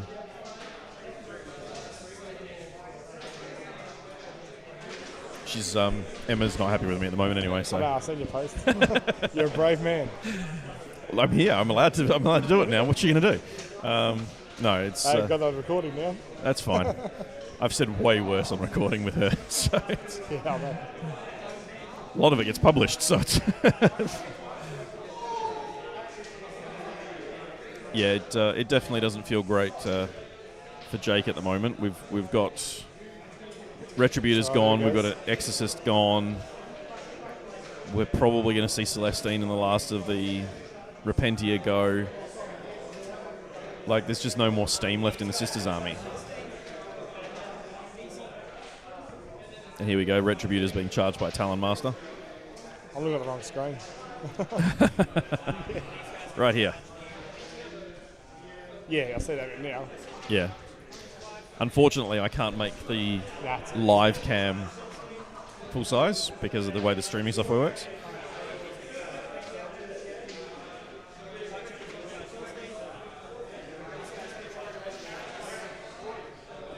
He's got charges all over the place. Yeah, I think he's just throwing it in to finish off those Repentia.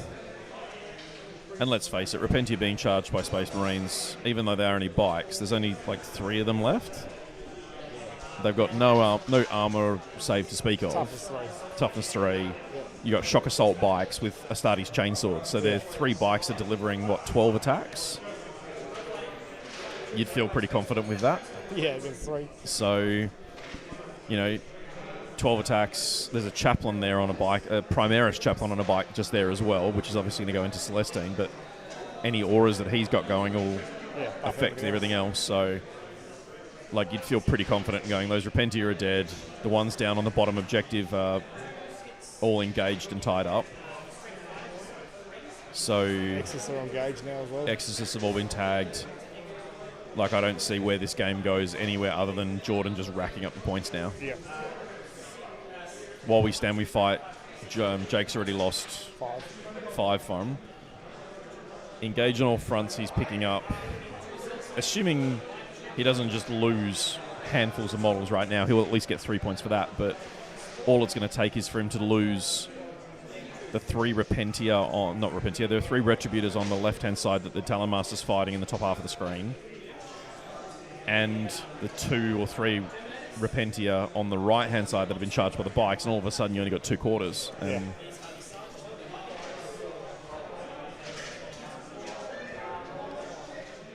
I mean, Jake will fight to the bitter end, I'm sure, because I would. And Yeah, definitely. I've never seen him quit before, so because stranger things do happen in this game. It's a dice game. Yeah.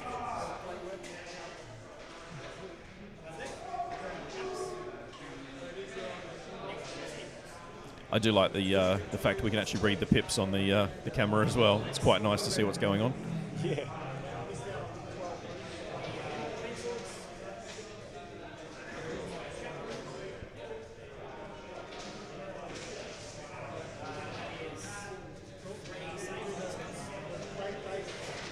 You guys Celestine? There's just it's the thing with Space Marines is they're just so overwhelming. Even the most basic Space Marines come in on the charge with 3 or 4 attacks each. Yeah, Intercessor's great in combat. Just from I mean, massive attacks. intercessors, basic intercessors with veteran intercessor upgrades, you're going 5 attacks each on the charge, and you're left going, Yeah. 4 on the charge, 5 with assault intercessors, and you're going, what the hell is this? Just a 5-man scores on 20 attacks. Yeah, and they're 16, 17 points? No, they're more than 17 now, aren't they? I think they're 20 points Yeah, a model. 20 points, 2 points less than a warrior. Yeah, and you're left going, hang on, how is this 20 points? Mm.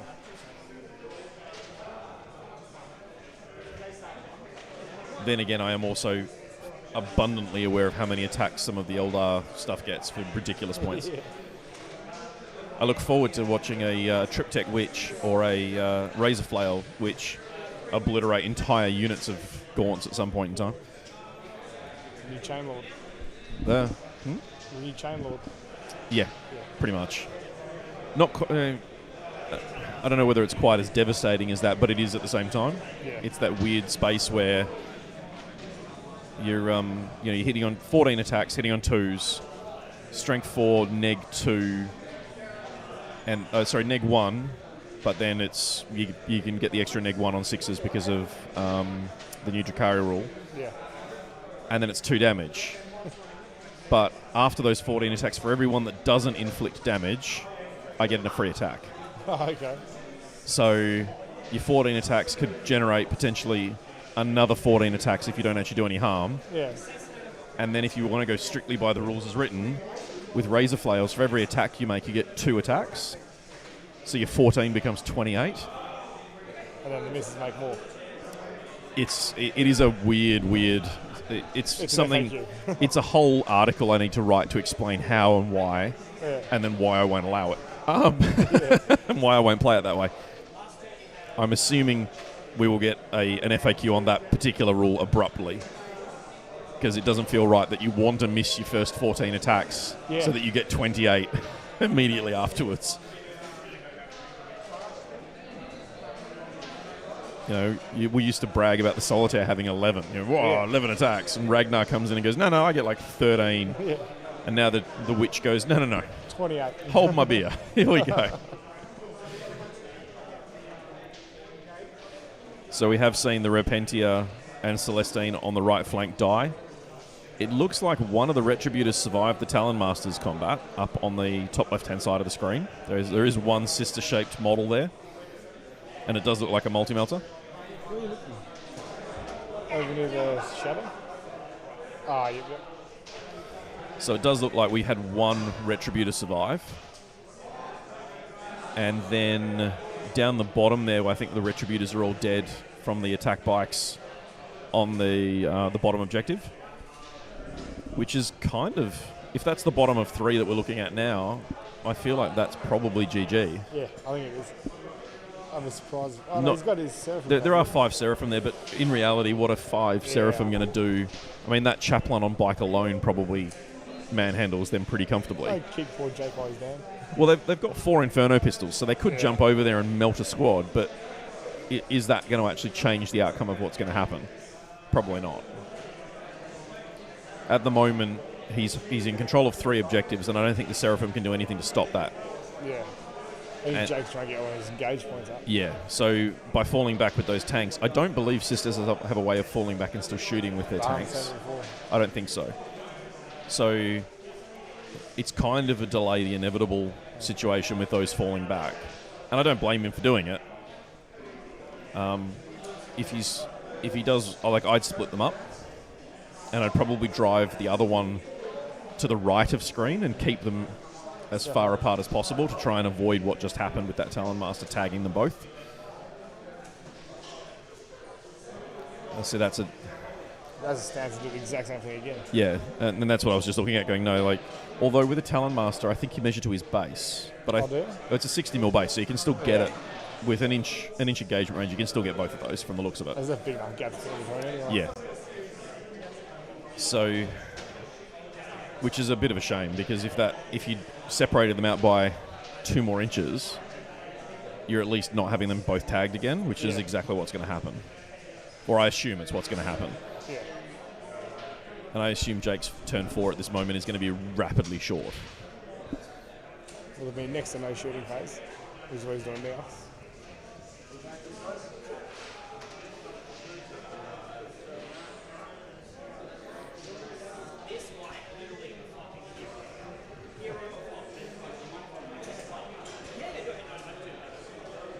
I think we've just got a sporting behaviour there from Jordan, allowing the Retributor to fall back. Yep. And I will admit, the 3 games I've seen so far, including this one, everyone's actually been really polite and really shown what I like seeing in the WA community, and it's what we see a lot of, but obviously not on stream. Yeah. We had... you can see how hardcore the event's supposed to be. Yeah. I mean, we had Connor Rockwell forget to deploy a unit, and his opponent went, no, we'll just put it in strategic reserve. And Connor went, no, let's go and ask what's going to happen. And, of course, you guys went, well, you guys have agreed, it's fine. That's not a problem. Spend the CP and away you go. So, those little sort of take-back, they're not even take-backs, they're little weird idiosyncrasies a lot of the time. I mean, that was obviously a take-back, allowing him to fall back. Yeah, but the first was an honest mistake. Yeah.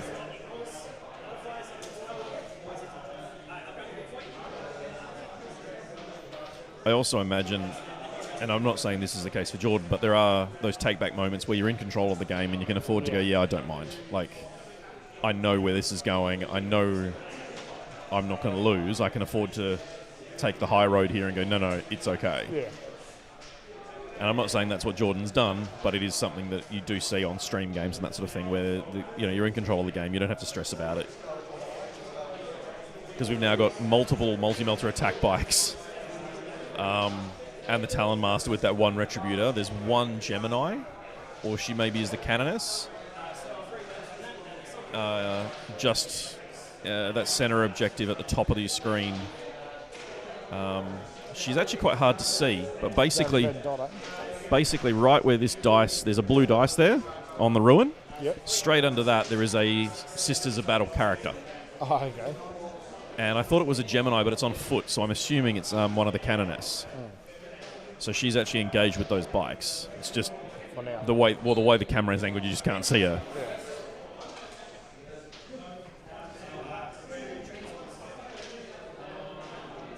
Speaking of which, I think this is the retaliatory strikes now.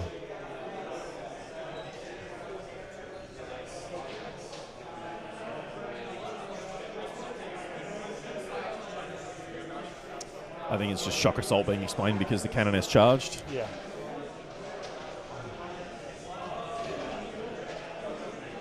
Which is, like I was saying, the crazy thing. You charge them and the bikes go 4 attacks each. Yeah. You're left going, what?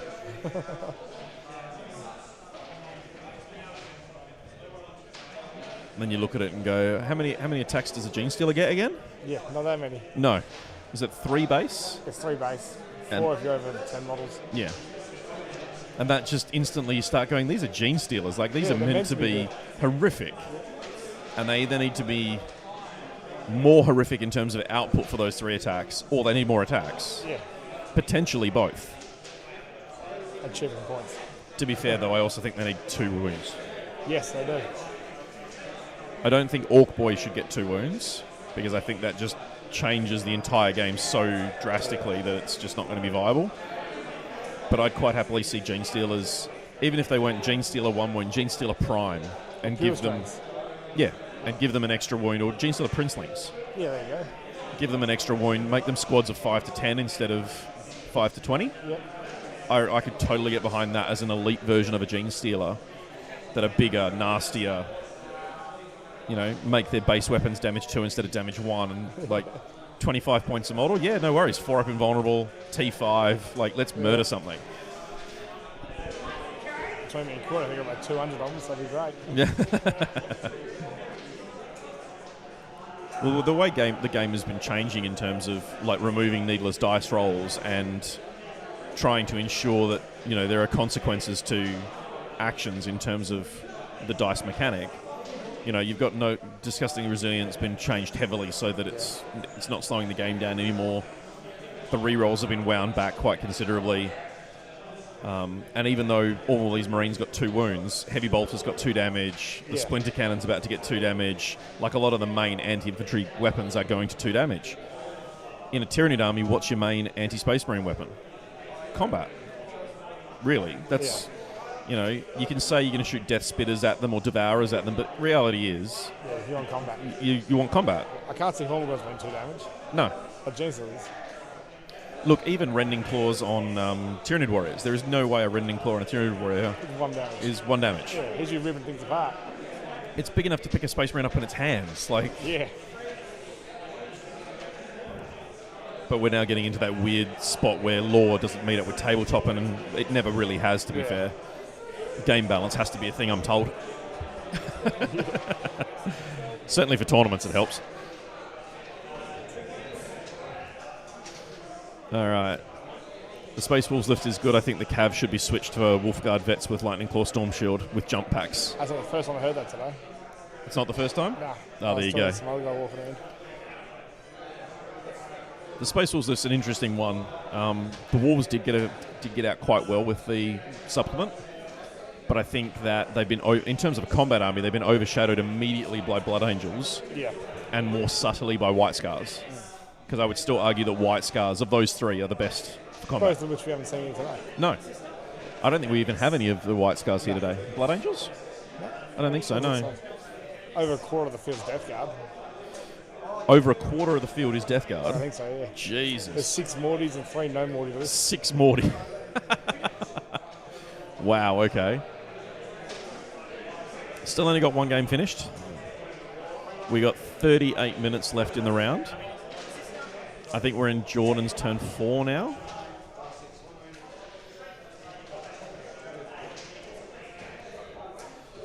Are we done 1 exorcist So left? we are down to 1 exorcist, and you can see those attack bikes circling that lone that lone retributor at the top of the screen. The 3 bikes that were in combat with the Canoness aren't in combat with her anymore. Now, I'm assuming they fell back, and those multi-melters are going to make her day unhappy. But they do... Oh, there goes the Retributor. I was about to say, they do have to get rid of the Retributor. Oh, wait.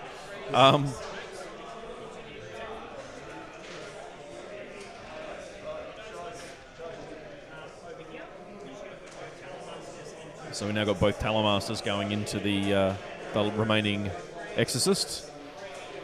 And I think that's probably all she wrote. I don't know there's much left in there that I can see.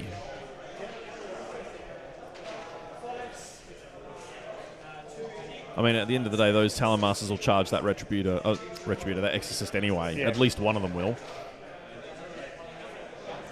There might be a Sisters model just above the bottom Talonmaster, near the ruin. I can't 100% tell. Nothing to charge won't fix. That might actually be Ezekiel now I look at the table. Yeah, I've got a gap here between the ruins, so it looks like Ezekiel. So I think that's probably all she wrote.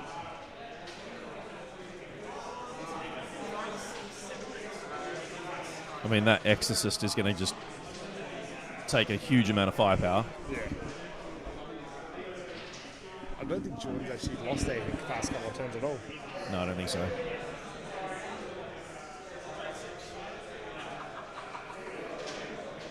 We still do have the Seraphim down in that bottom corner, but Yeah, down the bottom. for what they're... Looks like there's still 4 on the table. There's also bikes looking at them. If you look at this side of the glass. Yeah. And that Canoness is still in the ruins at the top there. I don't know whether you can quite see her poking out under the ruins there on the black Objective 5. Exorcist slowly being chipped away with assault cannons.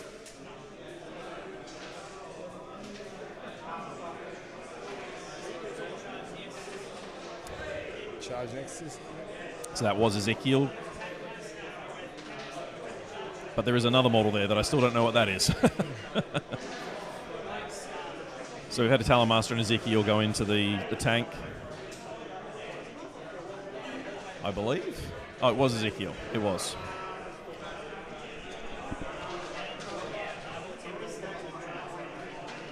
We've got those bikes on the flank there.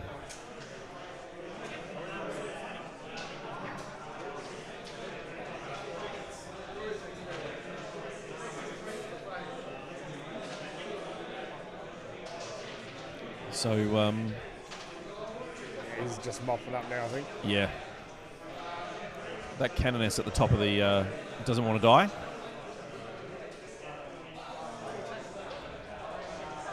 I'm actually wondering how he fell back in charge, to be fair. Why that Stranger? The Stranger looked at before. Lets him fall back and shoot, not fall back in charge. Oh, okay. I mean, Jordan generally knows his stuff, so I'm assuming there's something in there that the casual observer has missed, but Yeah. there is a rule. And the other problem with the stream, of course, is that what we see happening and assume has happened is not necessarily what actually took place. Yeah. It's a hard one to call sometimes, without mics on them anyway. Someone's commented and said, no wonder it's so hard to get Death Guard stuff right now. Half the third of the field is Death Guard. Yes, we in Western Australia have embraced the Plague God by keeping him out and inviting him in.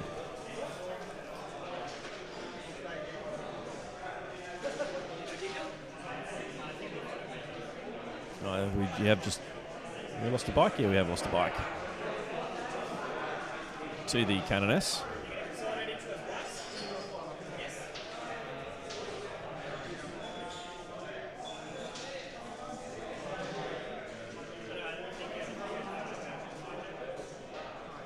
I actually think the model that Jake's using for that Canoness is a conversion of an AOS Stormcast model. Oh, Because she's quite big. yeah, this looks like a power armor. And I was trying to figure out where I knew it from. And I'm 99% sure it's a Stormcast, one of the female Stormcast models. With a backpack and the assorted sistery stuff.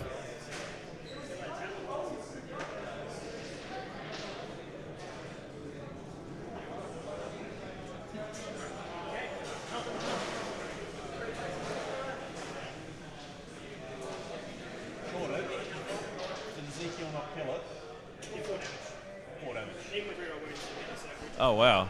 Yeah. So the Exorcist did survive that. So we're into turn 5. Most importantly, the Exorcist isn't shooting again. Yeah. Ultimately, that's the tipping point, and it's only got so much movement as well as it's taking damage. So, And I think it's Jake's last 5 points. yeah. But I mean, you look at the table now. Jordan maxes primary, Yeah. guaranteed. It's Jordan's table at the moment. Jordan went second. Yeah. So Okay, yeah.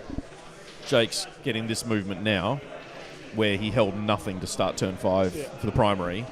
Jordan already has 4 units on all 4 objectives right now to go into turn 5. Yeah. So if he hasn't maxed primary, he will. I'm assuming that Jake's going to pick up a handful of points from engage on all fronts for the first turn or 2. Yeah. Did you get scrambles off? I don't believe he got scramblers. He may have, but I don't think so. 'Cause that could be on the Seraphim. Oh, that is true. The Seraphim could be doing it. Yeah. And that's 10 points he needs. Yeah. I don't know that it's enough, though. No, I don't. I think we know where this game's going. I mean, assassinate-wise, Jordan's gotten the Preacher, Celestine, the Gemini, 1 Canoness. Like, there's already 12 points there. I'm almost certain the Gemini are characters. I'm not sure now, but I think they are. There was an Inquisitor in this list as well, and I don't see her alive anywhere, so... The other cannons still got bikes working out. Yeah, the other Canoness is still fighting, but at the end of the day, like 12 to 15 points out of Assassinate's pretty solid. So they've got 30 minutes to go as of now.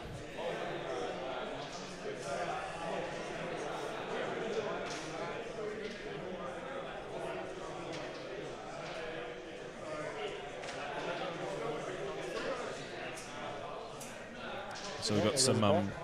some firepower coming in from the Seraphim. There's, I think there were 2 in that squad with double Inferno pistol, Yeah. which will make a mess of bikes. But they're only winning on 3s, so it's not super the end of the world. Yeah. And the bikes are 3 wounds each, aren't they? The standard bike is 3 wounds. I want to play Tyranid player. I think, well, a firstborn Marine is 2 wounds, and a bike's normally an extra wound. Yeah, So that makes sense for Primaris. yeah, and because the Primaris bikes are 4 wounds. Because the Primaris bikes are bigger. Yeah. I'm sure that's the reason they're using, but...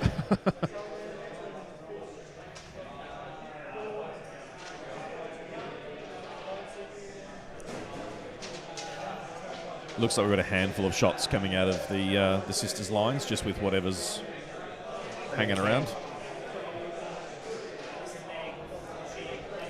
And the Canoness has obviously charged those bikes and swinging away at the moment. I think we lost both bikes. Yeah, we did. There you go. There's still 3 multi-melter attack bikes parked up above her. And nothing else to shoot at, so I feel like she's probably still in a bad spot.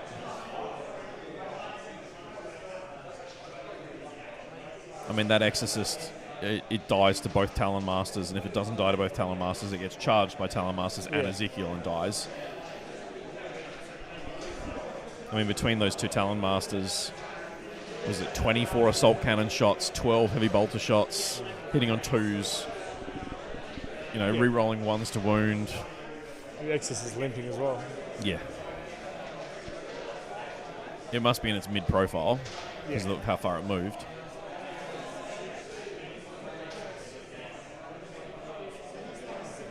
Those are working out schools. Yeah.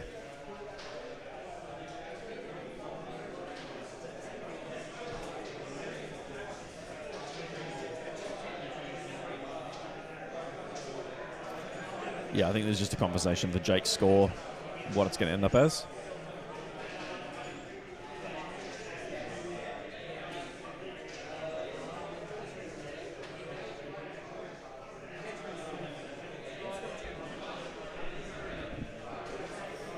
Yeah, I think they're just double checking to see what scores were had.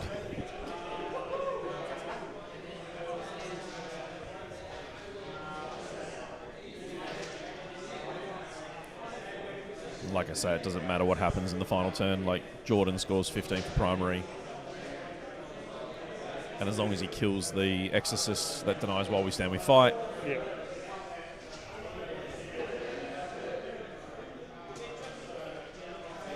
I'm trying to figure out whether they've actually finished or not. Oh, no, they both look like they're finished. Yeah. Yeah. That's the Canoness removed. And the Exorcist.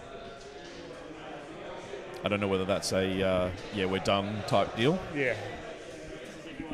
Yeah, absolutely. So, let's Oh, update that's the a big scorecard. jump from 15 to 5. Oh, yes. Okay, so let's update the scorecard so that you can all take a look. So, Jordan... where are we? Yep. So, Max is primary.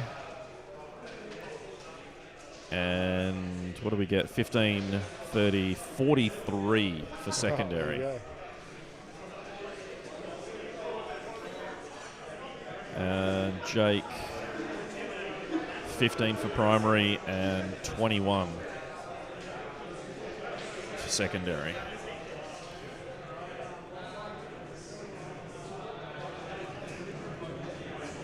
So 36 to 88. That was a pretty brutal ending there. Yeah. And you can tell, I mean, looking at if you want to look at the scores, Jordan scored 5 for primary in round 2, but then 15, 15, 15. Yeah. Even the secondary scores all come in the end. Yeah. You know, he scored Assassinate by the end of round 3. I think he's just put it in round 3 there, to be fair. Yeah. You know, maxed out Death on the Wind and only missed out on 2 points in Vital Ground. And then denied, I mean, Jake scored 15 at the end of, at the start of 3 for the primary and then nothing else. Yeah. He got nothing for While We Stand, We Fight. He did finish Scramblers. Yeah, I'd definitely be on a 7. Yeah, and he managed 11 points out of engage. So he was basically scoring 2 points. What?